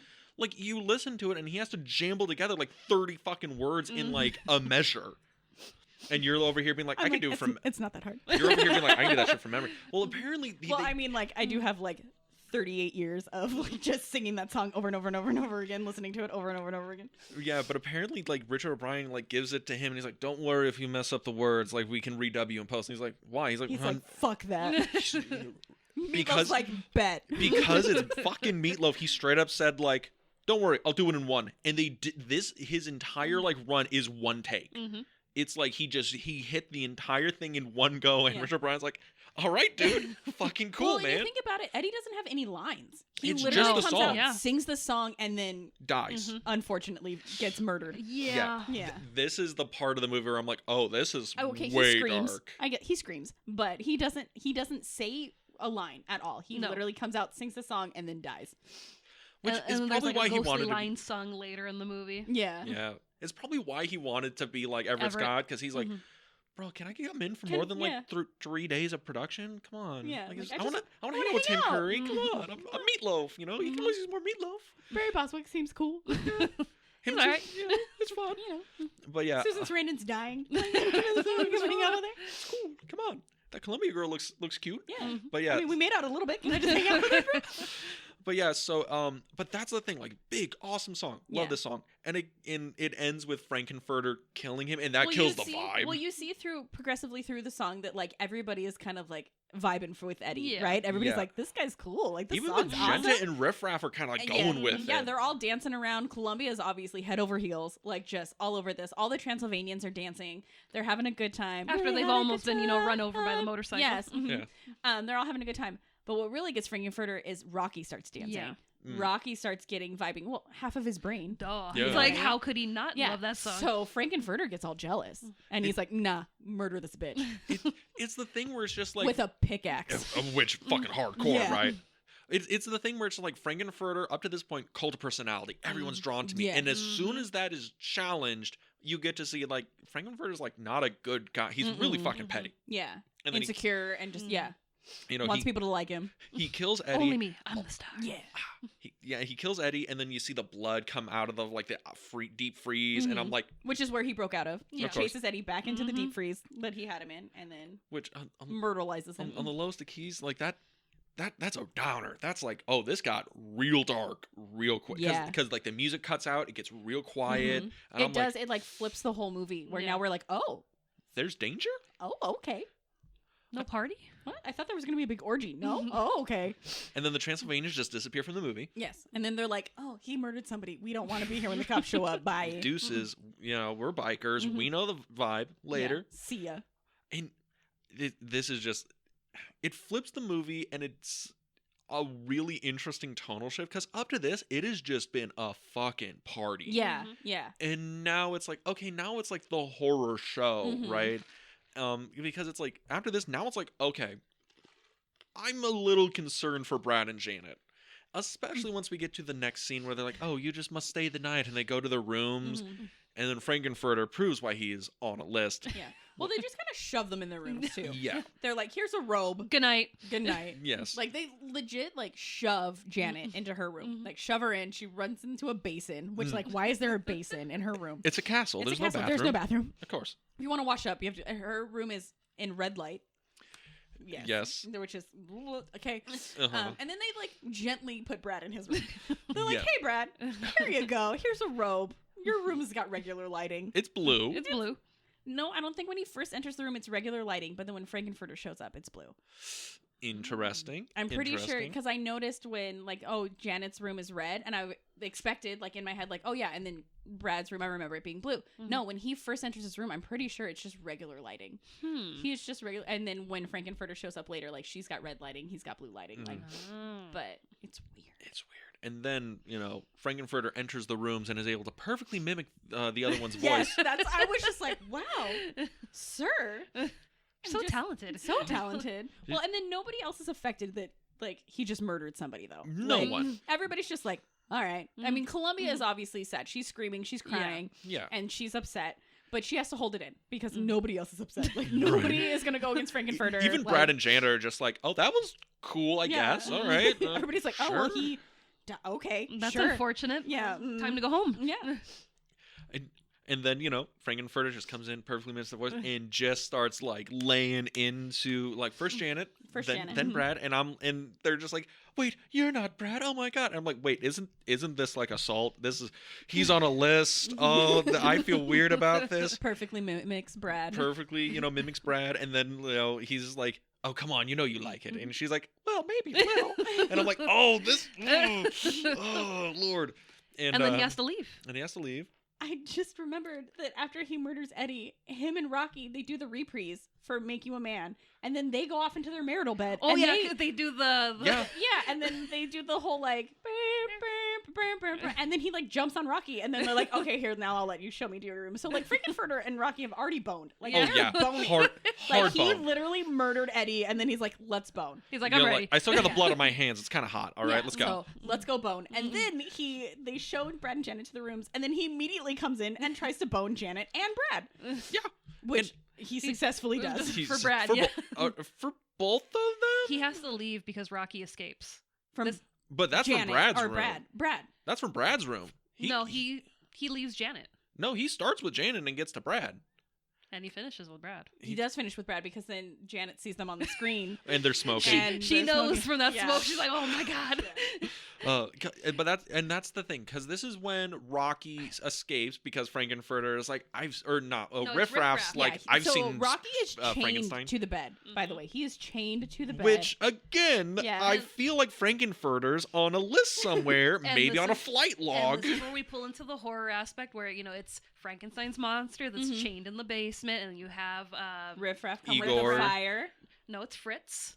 Yes, we It's understand. Fritz. Everyone knows him as Igor. Igor. Sure. Scaring him with the Fire. fire. And it's like, see, we do have the horror element in it. I mean, there's a lot of horror homages and Mhm. nods and throughout the entire movie. Yeah. But it is. I mean, like him making a man is also Mhm. Frankenstein. Frankenstein. Yeah. I mean, even the sign at the front of the house or whatever is like "Do not enter" or Yeah. whatever. It's the same. Enter at your own risk. Enter at your own. It's the same font that's in those like Abbott and Costello Meet Frankenstein Mhm. movies. Like it's all homage. Yeah. But it is a thing. Rocky manages to escape his Mhm. chains. Chains, people.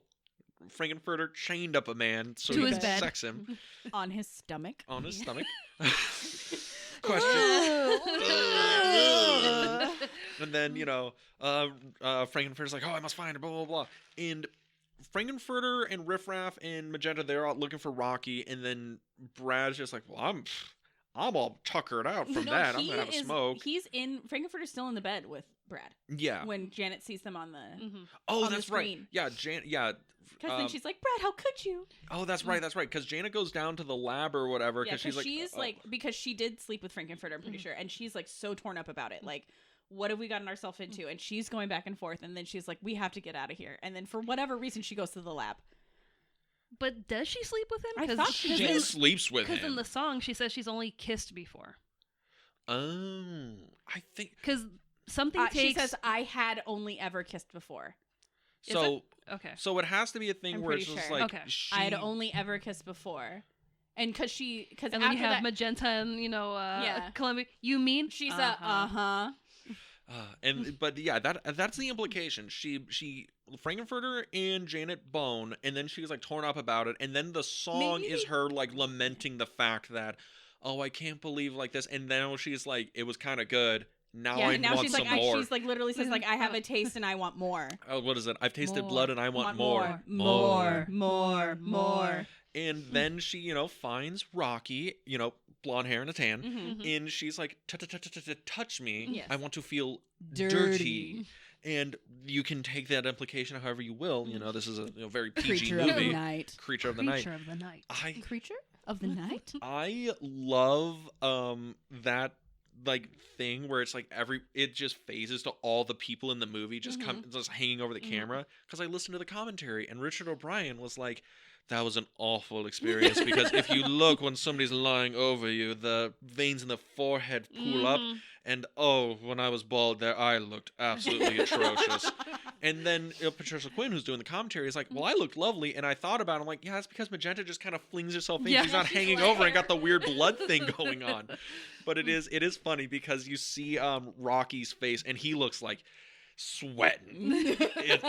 He is sweating. And it's Well, hilarious. he is actually there and performing things. yes. So And the What- guy liner is so strong. it is like all of a sudden he's got this like Perfect like, mascara like, going. It's Eddie bleeding through. It is. You would think he's listening to My Chemical Romance, but they haven't even existed yet. Still not a My Chem fan. Still not a My Chem fan. Sorry, I will love them forever. Forever and a day. I know.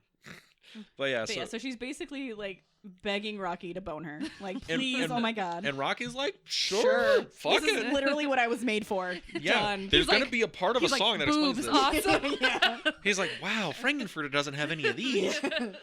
Also, apparently, they asked Susan Sarandon to do this scene Yeah. like topless, like naked, right? Mhm. And she was like, no, I don't want to do that. And then the response was, you literally did this in the last movie you were in. And she's like, yeah, but those had class. You mean? She's like, yeah, but I don't wanna. Okay. Which queen? Yes. Also, another thing, Susan Sarandon in this movie, right?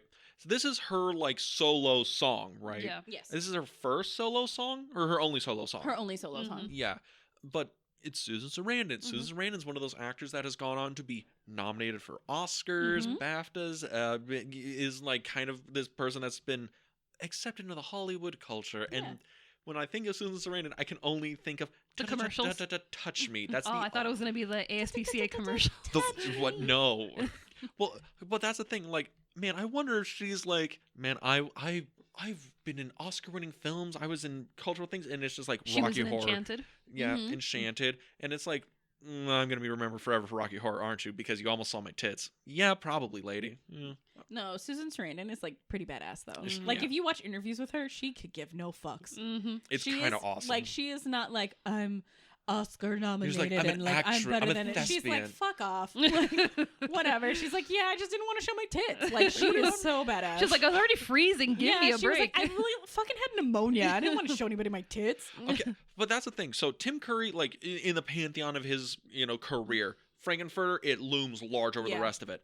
But for Susan Sarandon, is Janet Weiss like looms large over her career I as don't the same think way? so. I think only for the people who love Rocky Horror. Yeah. You know what I mean? Like it's not like where it's like even if you haven't seen Rocky Horror, but you've seen pictures of Tim Curry as Frankenfurter. You know what Yeah. I mean? Like that's a big part of him, but not Susan Sarandon. I think she became a big enough because she wasn't like Tim Curry, where he was mostly side characters, or you know what I Yeah. mean? Like he wasn't He- super. He never tried to main go character-y. like, yeah. But Susan Sarandon like became a legitimate actress. Yeah. You know what I mean? Not that Tim Curry isn't a legitimate actor; he most certainly is. But like, she was in like Stepmom and like Bull Durham, and you know what I mean? Like she was in like big name things where she became like Oscar nominated. You know what I Yeah. mean? Yeah. So like Rocky Horror doesn't really like lord over her career because she did so many other Mhm. well-known things. Yeah, it's just like an interesting thing because I feel like, when you bring up this movie, it's like, oh, Rocky Horror. Yeah, Susan Sarandon's in this. Tim Curry's in this. Meatloaf's I in think, this. like more people are surprised that Susan Sarandon was in it. Yeah. You know Yeah. what I mean? When you're like, oh, Rocky Horror, yeah, Susan Sarandon is in it. And they're like, really? Susan Sarandon's in this? Like, I think it's more of like that reaction as opposed to like, yeah, Tim Curry's in it. And you're like, no, yeah, duh. Yeah, of That course. was fucking Tim Frankenfurter. Like, duh. Yeah. And apparently she was another one of those actresses that somebody else almost got like the Janet Weiss role. And I'm like, I can't imagine who. Mm-mm. I really can't imagine who No, else would this have done whole movie this. is full of like that. Like, you're like, who else could have played that Yeah. person? Right? Like the only person is like Barry Boswick as Brad, where I'm like, okay, who else is gonna play him? And I'm like, maybe like there could be like a couple of guys because Yeah. out of granted, he is Brad, right? Yeah, Yes. no, he is Brad. He is Brad, but I'm like, okay, like that's not a super demanding role. Like if you got somebody else in there, sure, maybe, but like if that was Jeff Goldblum, maybe. It would have been funny. He would have been that great. Hilarious. It would have been but- great, but that's also like it'd be interesting, but like you couldn't get a different like Brad, right? Yeah. But yeah, it's just interesting. So yeah, so Susan Sarandon's tits. There you go. Touch it, touch it, touch me. Touch me. And then this is when Frankenfurter comes down, Brad's with him, he whips the shit out of Riff Raff for letting Rocky go. Actually nails O'Brien once on screen. Yeah. It's funny. Yeah. You can actually see it when he hits Richard O'Brien and he does like a flinch in his face. He stops acting and he's like, motherfucker. you can see like it's on his lips. He's about to say motherfucker. Like he's Samuel L. Jackson. He's like, hold it in for the scene. Hold it in for the scene. And then that's when, she sees what's going on. Fucking Frankenfurter's angry. He's gonna do a whole thing, and then dinner's ready. Magenta announces it and with a then gong. Riff Raff goes, Master, there's somebody at the door. And this is when who was supposed to be Meatloaf shows up. Mhm. Dr. Everett Scott. Yes. Great Scott. There's a trespasser. And then Brad is like, oh, I know that dude. And That's Everett Frankenfurter was like, Scott. what the fuck do you know this dude? And why is he here at my house? Like, there's a man chained to the fucking bed, Brad. Yeah. All right, like why are we you can't let inviting people in here. to my fucking house? That's so rude. Just inviting people to your house. Also, how did fucking Dr. Everett Scott find them? I don't know. Well, we find out at dinner that he's looking for his nephew, Yes. which is Eddie. Yes. And then because all of them are like, well, we were going to go see him, like Brad and Janet are like, Yeah. that's who we were on our trip to go see. Yeah. And Brad's all excited because like, wait, two birds, one stone. Nailed it. Like, he's here and I wanted to go see him. And then Frankenfurter's like, I already fucking hate this guy. Like, I don't. When we were like, I don't understand. And then you find out, well, he's Eddie's uncle. That's Eddie's his nephew, and he's there looking for Eddie. So, and then they're at the dinner and they're having a lovely meal. they sing "Happy Birthday" to Rocky, They do. It's great. which Frankenfurter doesn't finish. No. Which is one of my favorite parts of this whole scene. And he's the only one that gets a hat. Yes. Well, if you notice, they're on the back of their chairs, but nobody puts them on. Just Frankenfurter puts them on. Of course. As I noticed that when we did the rewatch, that there was one on Janet's chair, but Frankenfurter's the only one who puts on the party hat. Everyone's like, oh my god. Everybody's get like, me through "What this is dinner. happening?" But that's my favorite thing is that Frankenfurter is like, "Happy birthday, dear Rocky," and then just sits down and everybody's like, "Happy birthday." Oh, okay. Okay. Cool. Okay. They're like, "Oh, okay. I'm so sorry." And I love how like they're just having this dinner and you can tell like this is the most thrown together thing ever. And it's like, okay, because they're Transylvanians, oh, they're They don't aliens know. or whatever. Yeah.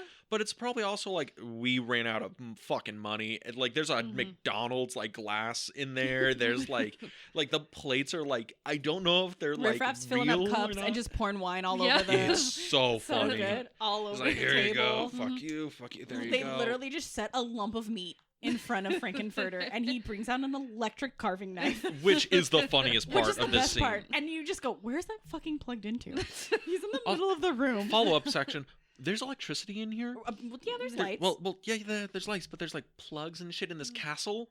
I'm so sorry. How did we like skip the part where he uses the magnet to bring in Dr. Everett Scott Yeah. into the castle and pulls him up the stairs where you can clearly see the string that is pulling the wheelchair through the stairs? Into Magenta and Columbia's like Yes, lounge yeah. room, And they they're do the spin. sitting there and they're like, Like, oh, cool. Whatever. Yeah.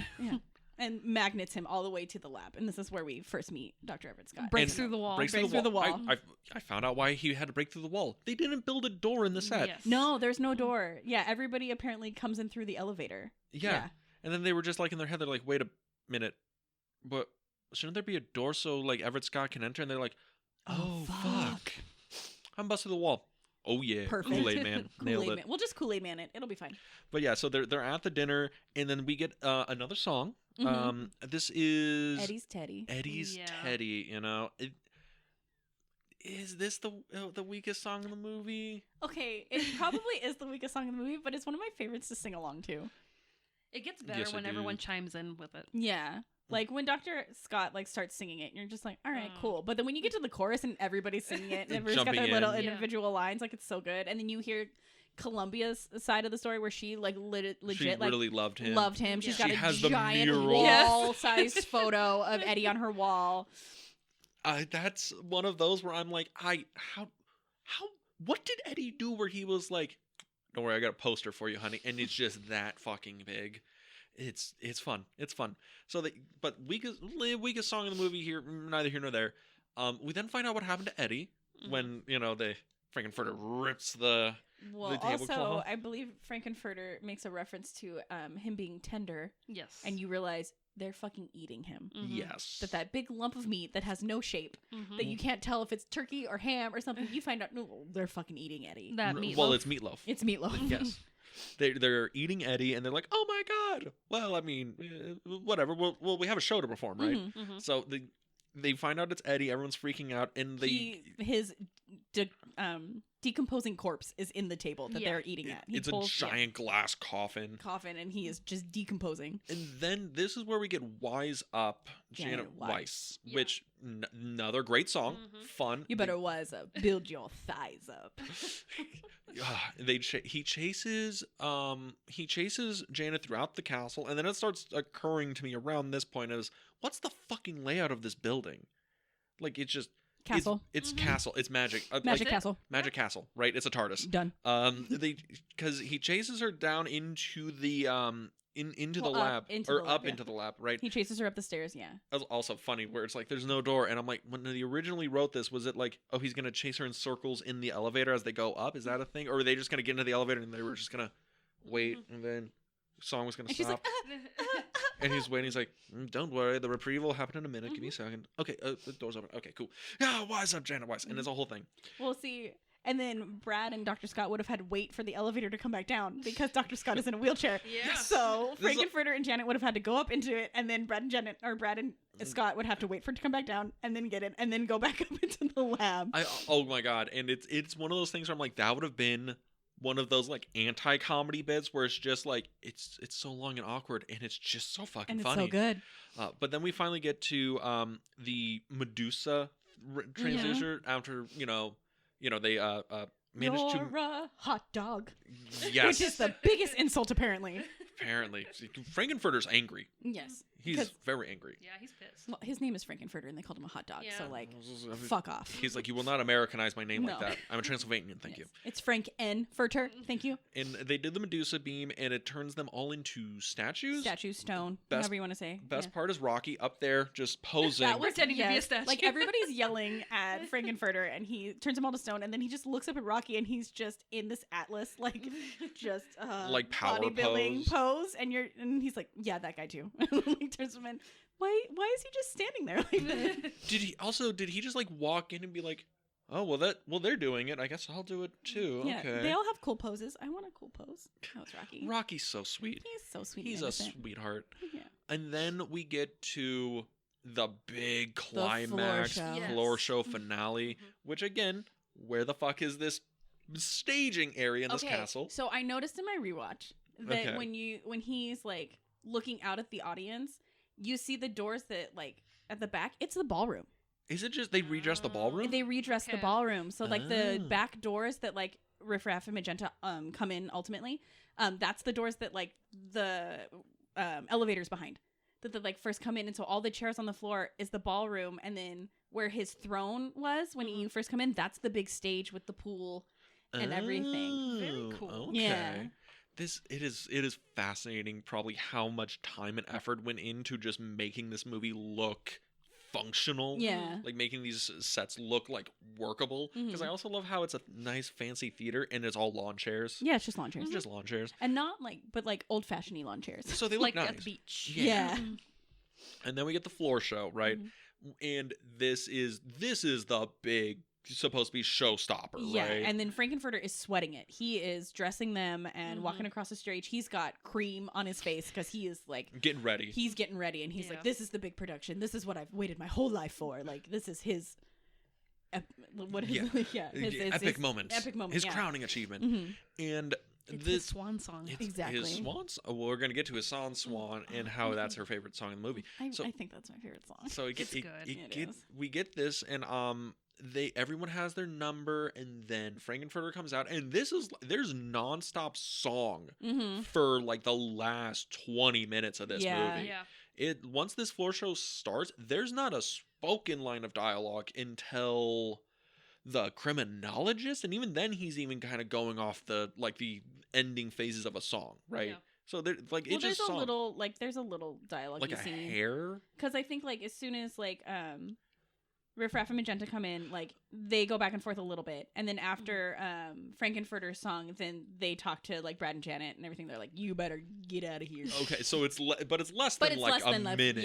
less than like 2 minutes or whatever. But yeah, it's basically like just song for the rest of the movie. Yeah, And it fucking goes. It really goes because they get there like the big floor show, the RKO like thing.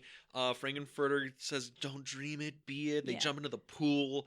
And it's all cool, and then there's like, and then Frankenfurter's like, "Oh no, my," and it's a whole, and then they go up and they start doing the fucking can, and this is where we realize it's a wild and an untamed thing. It's a wild, and then we realize that Brad is fucking killing it in those heels. Those heels, and Rocky is not. Cannot do it. Like I love when it's the wide shots, and you can tell that he's like, okay, 1, 2, okay, oh, that's not going very high. Okay, 1, 2, fuck, how is Susan Sarandon able to do fucking Boswick? Jesus Christ. Boswick's like kicking his face. Like he is going for it. I'm sitting there and I'm like, was Barry Boswick like, I'm mad I wasn't Frankenfurter. I could have killed this fucking role. God damn it.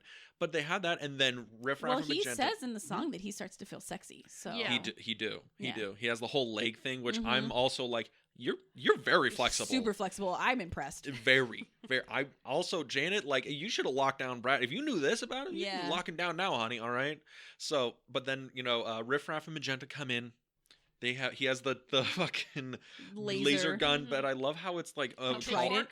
Well, it's a pitchfork. It's a callback to the American Gothic thing at the beginning. I didn't even think about that. Yeah. Well, think about it like this. He has the pitchfork at the beginning, American Gothic. Then he has the little candelabra, the 3-candle candelabra when he fights with Rocky, and then it's the pitchfork laser gun. And I'm like, oh, it's kind of this weird, interesting like evolution of like tools or whatnot, which sci-fi stuff, right? He also has lost his hump. He lost his. Didn't need it. It was a ruse. His hair is also phenomenal now. Yes, and their outfits are. So is Magenta's hair. Yes, are amazing. Huge callback to Bride of Frankenstein. Yes, yes. And then it's all over. They're gonna kill Frankenfurter. I think that's one of my favorite clips too. Like I will just sing that to myself. Like when he's like Frankenfurter, it's all over. Like that is such a good it's a good delivery. Riff Raff clip. Like it's just a good piece of music. But Frankenfurter's like, all right, but I want one more before I go. And, whispers to... Before we go. Whispers to Columbia. Columbia's like, all right, goes over to get the light. Whispers to Rocky to, like, flip the switches. And I love Rocky goes over to the panel and he's like, shit. And just kind of flips it. Great. Flips everything. Just... And he's like, press all the buttons. Oh, that works. Oh, great. It's exactly what I wanted. And then he goes into his, like, the swan song. What is it called? It's not... I'm honestly not sure what it's called, but I think it's like I'm Going Home. Oh, I think it is I'm Going Home. Or Blue Skies. It's one of those. It's either Blue Skies or I'm Going Home. Yeah, so he sings his... I'm going home. Which... Oh, it's so pretty. It's such a pretty song. It's a very pretty song. And it's I'm Going Home. I'm Going Home. It's a very pretty song, and it's also I think it's my favorite song as a whole. Slowest? It's good. Yeah, it's the most ballady. Yeah. It's like this, and There's a Light is like kind of ballady. It's still got a little bit of a little upbeat. This is very like ballady and slow, and like, oh, look how pretty it is. Yeah. Tim Curry is like, I'm taking my fucking bow, people. Do I not get your applause, you fucking monkeys? I tried so hard. He sees people in the audience too. Like he starts seeing. He's performing. Yeah, he is legit performing, and he sees people in the audience, and they're clapping for him. And one of my favorite things is these are all imaginary people. They're not actually there, but somebody holds out like, "Can I get your autograph?" And he literally like waves them off. Like he's like, "No, peasant." He's like, "I'm not here for that." Like, no. I'm it's Tim one of my favorite fucking parts. Curry. Leave me alone. It's one of my favorite parts of that whole like sequence where he's like, "Ew, gross, no," and he like keeps singing, and it's like really beautiful. It's also it's also a thing like, imagine if you're Brad and Janet, you're watching him, and you're just like, what is he waving at? They're all into it though, because now that they've been unstoned, I don't know how you want to say it, like unmedusa'd, they are 100% in on his gimmick, on his stuff, on his gimmick. They are in full corsets, and they are loving every minute of it, and they orgied in the pool, and they're like 100% behind Frankenfurter. So they're doing backup for the song. Oh yeah, they're back there just like, they're 100% in on him, and he is just gorgeous and he can do no wrong. And they're just like, oh, this is the best thing I've ever seen in my life. It's so wonderful, Yes. wonderful. And then Which is me watching this going, oh, this is the best thing I've ever seen in my life. This is so beautiful. Same. peak cinema. This is also where Dean had mentioned before, where now his makeup is off because they all went swimming in the pool, and his fro is gone. It's all wet and like His sad wet feather. Yeah, his makeup is just running down. He literally wipes his makeup down his face, like, and you go, oh no, man. Yeah, like legit man. Then you realize like, oh yeah, Tim Curry could work at a tire factory. Wouldn't bat an eye. Yeah. It's also the thing where it's like it comes off and it's like, oh, like that symbolic thing of like, oh, now it's like me. It's him. It's not like the flamboyance. He's like, I'm going home. It's like, it's a lot more of like, oh, I had this wild child, like whole life. Yeah, big bombastic. He's like, I just want to go home. Well, yeah, because Riff Raff and Magenta come in and basically tell him like, calm your shit. well, he's like, your mission was a failure. Like your lifestyle's too extreme. And like Riff Raff's like, I'm taking over. Like we're going home. Like that's it. Like you're like done. Or whatever. And Tim Curry's like, all right, yeah, okay, you know what? And he gets all like sentimental, like, yeah, I loved being here, but I'm going home. Like in his song, he literally says like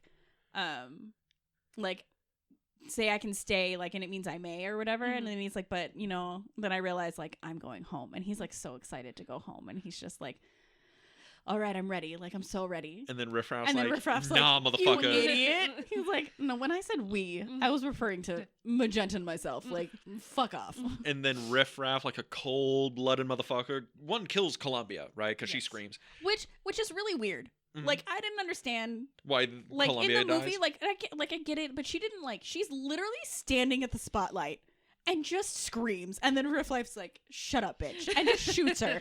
But like, it's not like she ran over to try to stop them or she like tried to jump it. She's literally just standing there and she's like, ah, and Riff Raff's like, you know why? It has to be a thing where they were like, oh fuck, Columbia's still in the movie. oh yeah, like she's not gonna stop this. Like, what's gonna happen? Or it's a thing where it's just like the beginning thing of the criminologist. We only saw Brad, Janet, and Scott.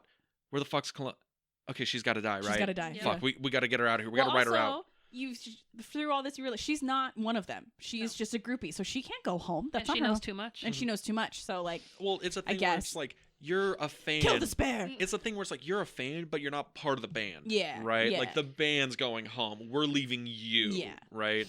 And you know, but they kill Frankenfurter, and Rocky's like, no, you created me 7 hours ago, and we boned once. No, I love you. I love you. And then he climbs the tower like he's King Kong. And it's like King Kong ain't got nothing on me. Tim Curry on his back, like, and he shakes his fist. Ah! But we see that the laser bounces off of him. Yeah. Well, because he's a man with blonde hair and a tan. And a tan. Exactly. And you know, lasers don't work like that. Yeah. But I love how he gets up and it falls and it crashes and they go into the pool. And then that's how he dies. And that's how he dies. It was beauty that killed the beast. They both just float up face down, and you're like, oh, that's all it took. Oh, okay. I mean, like, he already proved that he could swim. He was in the pool earlier. He was getting into it with like Frankenfurter and Janet and all them. But yeah, so we get the final thing where Riff Raff Magenta's like, okay, leave. We're going back and blah blah blah. This launching has happened. Yeah, like you got to leave because plot twist: the castle's a spaceship. Yeah, you wonder so why. Who would have known? It is a literal TARDIS. It's bigger on the inside. You got to get out of here because we're blasting off and it's the castle. And then they run out and you know, castle comes up and I found this out. Okay, so there's supposed to be a song here. Yes. Heroes, I think. Yeah, superheroes, I think. Yeah. And there's supposed to be a song here, and I was like, okay, well, I finished the movie. There's also another song that's one of my favorites from the Broadway production that Brad sings after he finds out that Janet slept with Frankenfurter. And it's like a really slow ballad, and it's like beautiful. Like, it's one of my favorite songs. But it's like, but it's not. They didn't put it in the movie. Well, that's really interesting because I would figure it's like bare minimum all the songs from the show got to make it into the movie, right? Mm-hmm. Oh, that's weird. No, but yeah, this song is actually like they filmed it. They recorded it. Yeah, they recorded it, and I want to say that like in the credits somewhere or like in the extended version, it's actually in the movie. It's in the UK release. Yeah, there. Yeah. But the thing is, it's actually a really good song too. Well, I went to watch it, and I'm like, I gotta see what I missed, and it is like a minute of screen time of them singing. It's like Brad has a verse, and then like Janet has a verse, and then it's like, I think Dr. Scott says something, and then it goes right into like the ending, and it spins out, and then it's like back to the criminologist. He says the exact same lines as in the production, and then the credits. And I'm like, wait, why is this not in the America release? Yeah. Like, that seems like really weird to me. And it wasn't a time thing. Like, the movie's 100 minutes, Yeah. right? So we can't do 101 1 minutes? Was that a thing? It's not allowed. It's not allowed. But then it closes out. We get our credits. Well, so they come out Oh. of the house and they're you carrying... have to do the thing. I they're was just gonna carrying- let it lie. No. So Brad and Shannon are carrying Scott out of the house Yes. because he's in a wheelchair or whatever, and they carry him out.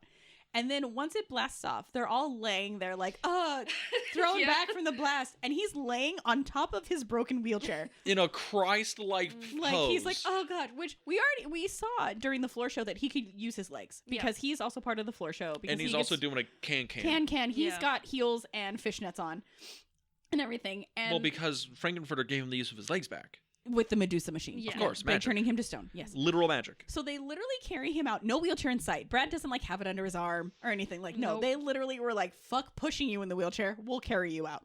And then they get outside and then it blasts off and they're all like in the crater and he's on top of his torn apart wheelchair. And you go, where did that come from, sir? Didn't they carry you out of the house?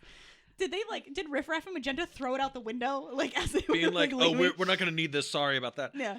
That would have been great if it like Or if cut it in. showed them doing if that. It cut in really close and it's Riff Raff and Magenta being like, we took a shot. Oh, that's just cruel.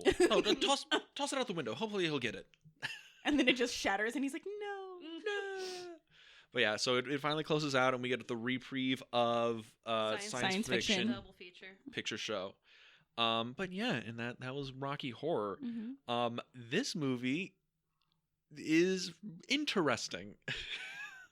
Yeah, it's a ride. It's a fucking ride. It's got its ups. It's epic. It's It's got epic. its downs. It's a cult classic. It is a very much a cult classic. It feels weird calling it a cult classic because like It is the cult well, classic. here's the thing. When I hear like cult classic, I'm thinking like, oh, this is like Monster Squad, a movie that like not a lot of Yeah. people saw. Mhm. It kind of gets passed around as like, oh, bro, like I caught this at Blockbuster once because my mom didn't want to babysit me, and I watched it. It's great. Watch this movie. It's like Repo the Genetic Opera. Repo the Genetic Opera is way closer to like that than Rocky Horror. Because Rocky Mhm. Horror, I'm like, this isn't a cult. This is like fucking part of culture. Like this Yeah. thing is Yeah. huge. Like look, I would call this a cult classic if it wasn't for the fact that I could go see this in any Yeah. movie theater Mhm. across Not the any wor- movie theater, but yeah, Not you could like- find a production of it I can pretty find much everywhere. Yeah. Pretty much everywhere. It's At the never Frida gone out. every month. Go to the Frida every month. They I would do highly it, recommend going to see it live at least once.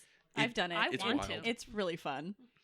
but it's like a wild thing, right? Mhm. But it's like it has endured for like over 50 goddamn years. Yeah. It's part of probably one of the greatest years in cinema history. Mhm. And it's a thing where I'm like, bro, like this is just like part of culture. This isn't a cult thing. It's not. It's when people say like, It's bro, a rite of passage. bro, I Yeah. got like a cult classic movie. You got to see it. I don't think you've ever seen it before. It's called Goonies. I'm like, what are you talking about? Oh god. What are you No, talking about, no. right?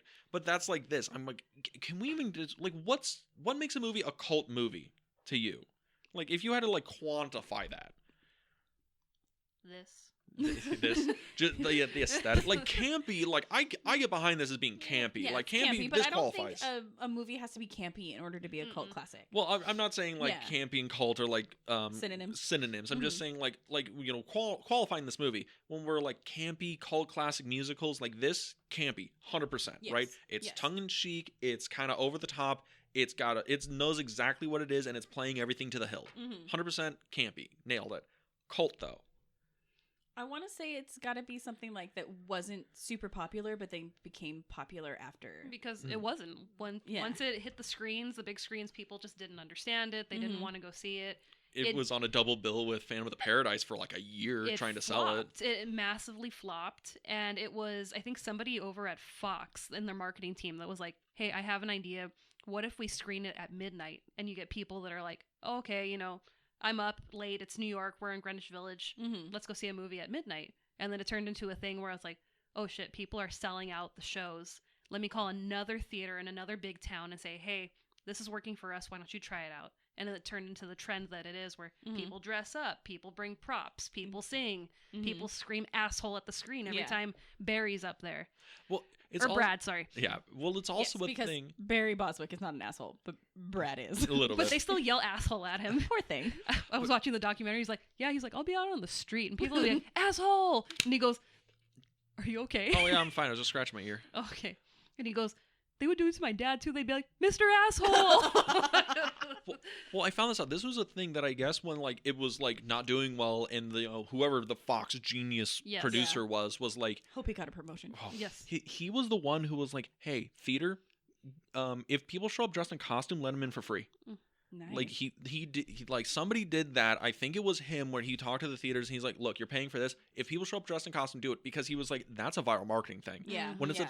before like viral marketing or whatever, but it's like when you see somebody dressed in a gold Speedo and Mhm, booties and they're walking down the middle of fucking Fifth Avenue, Yeah. you're like, where the fuck are you going? Or mhm. fishnets and stockings, or or even people who are like, I showed up dressed as like Brad. Yeah. So like it's not Mhm. that weird, but you're like, why are you dressed up like a 50s like college student? Mhm. And it's a thing where it's like that's spreading word of mouth, and then they just kept fucking selling this Yeah. movie out. Again, never gone out of theatrical run. Yeah. Well, and then they also, like you said, like people started using props and singing along or whatever, which is not a normal thing you do in a movie. No. Yeah. You know what I mean? When you go see a normal movie, like you sit and you watch the movie, and like Mhm. even if you've seen it 100 times, you're like, oh, I don't want to disturb anybody else. But Mhm. this was like people who were like, yeah, no, let's all sing along, which you don't even get to do in live theater. Like they almost made it more of a live theater production Mhm. by doing these midnight runs, which is what it got popular doing, and why they made the movie in the first place was because they love the theater production so much, and they basically turned it back into a theater production. Yeah.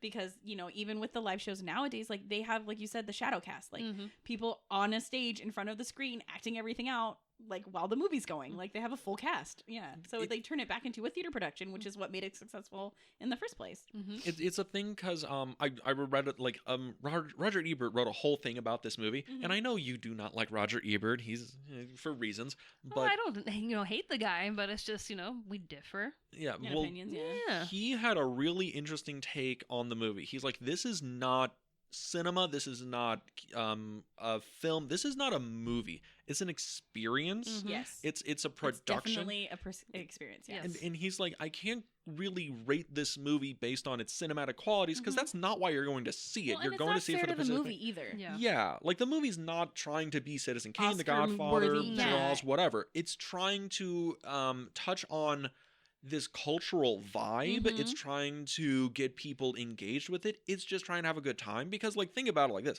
The movie is touching on this really interesting cultural trend where like Tim Curry, Frankenfurter, when he shows up and he's wearing the leather jacket with all the stuff, I'm like, that looks like a punk jacket that we're Yeah. gonna see in like 5 years. Yeah. Mhm. Or like, oh, he's like, fishnets, really open, sexual, gay culture, whatever. I'm like, that's something that's on the horizon of this. Yeah. The whole movie is like Brad and Jane at these squares, seeing like how much fun it is, walking the wild side. Just on the Mhm, other side of the mhm. fence, the grass is so much greener. Just let yourself loose, baby. Like Yeah. Janet, Don't dream it, be it, baby. don't dream it. Don't Exactly. dream it. Be it. Like that. The whole movie is like almost this cry out of like, hey, 60s, Nixon normies. Hey, things are gonna get real wild soon, so jump on the bandwagon and enjoy the roller coaster. Yeah. It's a very interesting thing that this movie kind of touched on at the perfect moment. Yeah. And that vibe just rides out. Because Mhm. watching it now, I'm like, it's not shocking. No, But not it's- anymore. but no, in at seven- the time it was. Yeah. Yeah. In 75, yeah, this would have been like a clutch my pearls. Oh no, Frankenfurter Frankenfurter pearls. Mhm. pearls, right? Mhm. I love how those pearls are just obnoxiously Mhm. large. I think you notice at the end, after he's gone into the pool, like the white has rubbed off of them, and they're almost clear. You can tell those were like the They're cheapest pearls. cheapest fucking pearls. But yeah, granted, not an Oscar movie, No. not a awards Oscar movie. in my heart. Yes. But I want you to know, even if this was nominated for an Oscar, there ain't a world this is fucking winning anything. Oh no. Yeah, well, here's why. I want to tell you the movies that were out this year, right? 1975. I would call this probably one of the greatest Oscar Best Picture runs of all time. So here's the movies that were nominated for Best Picture: Mhm. One Flew Over the Cuckoo's Nest, Barry Lyndon, Yeah. Dog Day Afternoon, Jaws, and Nashville. Jaws was nominated for Best Picture. And it fucking lost to Cuckoo's Nest. Oh yeah, Well, watch Cuckoo's Nest again. That movie's beautiful. It's They're a gonna good need a bigger movie. boat Oh yeah. Yeah, exactly. For all those Oscars it for all deserves. those Oscars. Oh god. But yeah, this is one of those movies, or this is one of those years where it's just fucking insane if you actually look at everything that was nominated. Mhm. Because like fucking also Dog Day Afternoon, where it's just like, oh, Al Pacino, Attica, Mhm. and it's like, oh, that's another movie that's like talking about gay culture and like loving each other. Oh yeah, okay, yeah, we're okay, cool, I get guess we're not winning anything this year. But there's no fishnets in it. There's so. no There isn't. Well, actually, wait a minute. No, his like boyfriend isn't. No, they're just in a wedding dress. Never mind. Okay, pulling back on that one. I was gonna say this, not the best movie with fishnets that year, but okay, I guess Rocky Horror is the best movie with fishnets of 1975. the most Jaws fishnets. and Oh, Jaws, Rocky Yeah. Horror. Like, where do you want to give the Oscar to? lots of fishnets. Mhm. Yeah, They're probably equal on blood. probably equal on blood. Maybe. But yeah, I'm just. Death. Lots of death. Oh yeah. Decomposing corpses. Okay, actually, yeah. Jaws might got him beat on that one. Yeah. But it's just one of those wild things where I'm like, oh, Rocky Horror Picture Show, oh, this small movie or whatever. And I'm like, it still was one of the 10 highest grossing movies of that year. But Jaws came out that year. So it's like Rocky Horror made 40 grand. Jaws made $200,000 million. It made all the 1,000 goddamn million. thousand Everyone. bajillion dollars. But yeah, it's so interesting that this movie, like, 75, we're having all these cultural moments of cinema and filmmaking, and Rocky Horror is still like, yeah, we stuck our fucking flag, and Yeah. we're gonna outlast all you motherfuckers. Oh, yeah. I saw You somebody. can't go to a Jaws midnight showing. It's Or One Flew true. Over the Cuckoo's Nest midnight showing. Yeah. You can find a Rocky Horror midnight showing. Is that why it's just endured so long? Just because it's like the live show is just so fucking fun. It is. It really is so fun, and especially because they give you all the props when you come. Yeah. At least when I went, and I went when I was in high school, so it was like 100 years ago. But they, Jaws like, was still in theaters. Jaws was still in theaters. You're gonna think about it. You're like, oh, Jaws got re-released that summer. Oh god. Oh, Oh, God. no. But they like give you a bag of everything, so you have like toast when they like make a toast and you throw toast at the screen, and they have a thing of rice, Yeah, and then I'm- you get a newspaper, and you get all of the props or whatever, and they like have the prompts on the screen, so you know when to yell Mhm. everything, and you know what I mean, and it's just so fun because like The DVD everybody came else with a is- special feature to Yeah. prompt you. Yeah. on all of that, so you have to watch it at least 3 times so you know when to do everything. But it's like, and it's so fun because it's not just you in the movie. Like you're interacting with literally everybody around you, and everybody else is having a good time, and it's a party. Like it's so fun.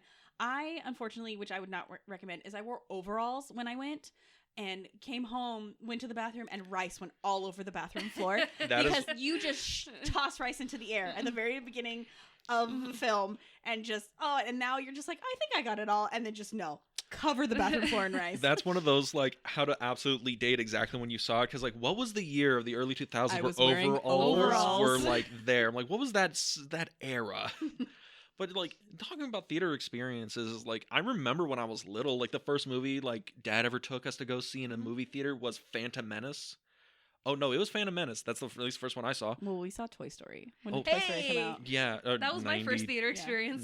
94. 94. Yeah. Well, So my when did Phantom Menace come out? 2000. Okay, so 2001. you went to because we saw Toy Story in the theater, And- all of us as a family. Okay, and and I was 3 months old. Okay, whatever. And then we also went. I remember Dad taking us to see just you, me, and Randy, and it was just the 4 of us, and we went and saw Treasure Planet.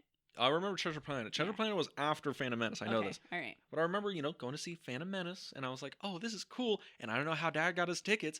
I think he might have killed a man because we managed to get like actual sit-down seats during the opening weekend of Phantom fucking Menace. And we sat down, and this was at like the AMC before it got all nice and it was still kind of ghetto. And they were like, all right, load them on in. And it was standing room only in the theater. Wow. And I'm like, oh, is this what a movie is? Oh, this is cool. Everyone's there. And then the fucking opening crawl starts, and it's like fucking Queen playing at Wembley Stadium. Everyone just goes, whoa, freaking out. And then the movie happened, and people were walking out like they just got out of Nam. And it was fun. It was fun. But I thought like that's what movies were. Everyone just freaking the fuck out. It starts, people are clapping, cheering, pod races, No. pod No. racing, No. and And that's only for cult classics. only for cult Exactly. classics. Those Yeah. only It's exist only for Rocky. It's only for movies that have that fan base, which Rocky Horror does. Yes. You know what I mean? Like it might not be the Star Wars fan base, like They where it's like different. they waited a long time for those prequel movies. You know what I mean? But there is a huge Star Wars fan base. There's a huge Star Trek fan base or whatever. But Rocky has that loyal fan base, which makes the viewing experience more fun. Yeah. Rocky Horror fans are ride or die. Yes. But yeah, so that was Rocky Horror, the picture show. By RKO. But really Fox. Oh, whoa, whoa, whoa. At the What? late night double feature Picture show. in the back row. All right, so that was great. Awesome. So, final thoughts, Rocky Horror, anything you wanted 10 to out get of 10 would recommend. 10 out of 10 would recommend. Hashtag same. Yeah, no, this movie's fucking great. Solid fucking gold. Honestly, yeah, Gold it's like great. Rocky Speedo. Gold like Rocky Speedo. Shiny and gold. It's not Soundtrack's a banger. it's not a movie, and it's an experience. With blonde hair and a tan. Oh, that's one thing. Okay, favorite song, least favorite song. Favorite song, least favorite song. Come on, think about it through. Sweet Transvestite. Favorite? And the Teddy. Eddie's Teddy. Eddie's Teddy. Yeah. I'm probably gonna have to go with "I'm Going Home." I can't, like, that song is so beautiful. And probably my least favorite song would probably be "Make You a Man." I'm with you on "Make You a Man" just because But- it's not really a song. But the first one, not the reprise. I really like the reprise. Yes, the reprise is good. I'm gonna go with "Make You a Man" just because I don't think that Is it your song's least very favorite good. or your very favorite? My least favorite. Okay. My favorite is Saturday Night. You know, Okay. Hapa bless my Hapa soul. Yes. God bless. God bless Meatloaf. But yeah, because like, this movie just has absolute bangers. This is one of those movies where it's like you can have the soundtrack and you can vibe to it. Yeah. But I yeah, do recommend listening to the Broadway cast too, because it has the I'm- extra songs in it. I'm going to and listen to it. We'll listen to it on the drive. we're gonna go get seafood We're after gonna this. go. We're gonna go eat. They promised me food. We did. But it does have those extra songs, like I said, like Brad's songs, which is, if we were talking about like the whole production, like out of those, that's one of my favorite songs. Like him, like he's just so lamenting because like, Janet, how could you? He literally says that. Janet, how could you? And she doesn't respond with, "He literally sucked your dick 10 minutes ago." And then the best part of it is because Magenta and Columbia do backup, and then Riff Raff and I'm pretty sure it's Frankenfurter do backup for him, like in the background, and it's their backup is like other songs. So they're like the backup that the boys do is "Make You a Man," like that's like the backup, and then like the girls are like repeating what Brad is saying or whatever. But it's like a really good like production-y song. But it's one of my favorites out of the production, and then the Hero song is also a really good one. I also just realized Brad doesn't have a solo song. No, in they this. cut it. That's his Yeah. solo Well, song. well, there's also Brad doesn't have one. Magenta doesn't have one. Like, Well, because in the stage play, she would sing science fiction. science fiction. Yeah, Science fiction yeah. double feature. So that would be her solo. Columbia doesn't have a solo, but she has verses. So like Columbia and Magenta both have like verses. Okay. All right. Well, either way, this is a great movie. Yeah, This is no, it's a great phenomenal movie. But like I said, like watch the movie, listen to the soundtrack and the Broadway soundtrack, because Also- then you'll get those extra songs. Also, go see it in a theater. Go see it Yes, in a go theater. to a midnight showing. Even if it's not one of those shadow casts, if it's just like we are showing the movie Yeah. at midnight, there's not gonna. It's just some dudes in a room. It's gonna be people are gonna Yeah. yell and throw things and have a grand old time. Yeah, It's you're gonna be have awesome. a fun time. Yeah. But that is it for the Rocky Horror Picture Show. What are we doing next week? Next week, we're concluding Musical March with Little Shop of Horrors. Yes, we're gonna have a guest on that episode. You want to guess who's gonna be on that episode? Is it Randy? It's Yes. Randy. Aw. It's like because that's literally one of his favorite movies. By the way, you're welcome. Yeah, that okay. Okay. Rocky Horror. I was a little confused why you wanted to show me that at such a young age. It was weird. Hashtag grooming. But she just wanted me to be her fun theater friend. Again, he was probably just in the room while I was watching it. Yeah. Wandering around. Just for context, I'm 9 years older than Dean. Yeah. So, like, if he's 5 plus 9, you know what I mean? Like, so I was a lot Yeah. older. So if I was watching it, I was in the right age range to watch it. If he just happened to come in while I was watching this film, Yeah. it's not like I'm 2 years older than him. I'm Or- vastly or- older than him. Yes, So I know, but I love keeping it vague because it makes people guess. So it's like, so you were 5 and she was what, like 8? You can't blame no, her no. for that. no. no, But I yeah. was much older. But Little Shop of Horrors, because you did show me that one when I was very very little, and that was a favorite. That Oh, was an yeah. all day movie. Yeah. That was a movie. Okay, we're gonna put Little Shop of Horrors on at 11, and then the boys will stop watching it at like 12, Yes. or midnight or Yeah. whatever. It's gonna be great. So yeah, a really big fan. That's probably my favorite musical. Probably. At least top 5. At least top 5. Yeah. But Boo, Becky over there, really wanting to get out of here to get food. So- Reasons, yeah. Reasons.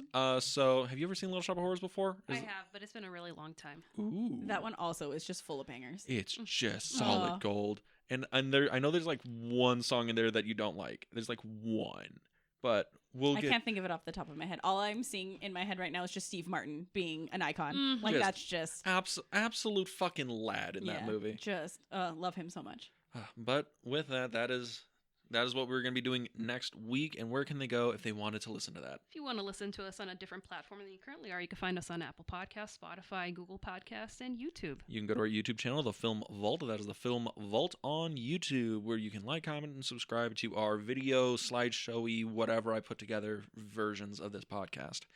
But if you want to follow us on social media, you can go to The Film Club Podcast on Instagram, where we post daily stories, upcoming episodes, and random adventures we go on. And Sis, would you like to plug He anything? has to call me sis, by the way. Yeah. I don't think I've ever called you by your actual name. No, he's not allowed to. Yeah. So what would you like to plug anything? Anything you want to do? The Film Club podcast. Yeah. Thank you. It's wonderful. You should listen to this episode again. And again. And again. And throw toast at the screen. Yes. And rice. And rice. Hold a newspaper over your head. All right. Well, have a good week. Thank you guys for having me, by the way. Well, thank you for joining us. All right, everybody. Have a good weekend. We'll see you next week at the Film Club. Bye. Bye.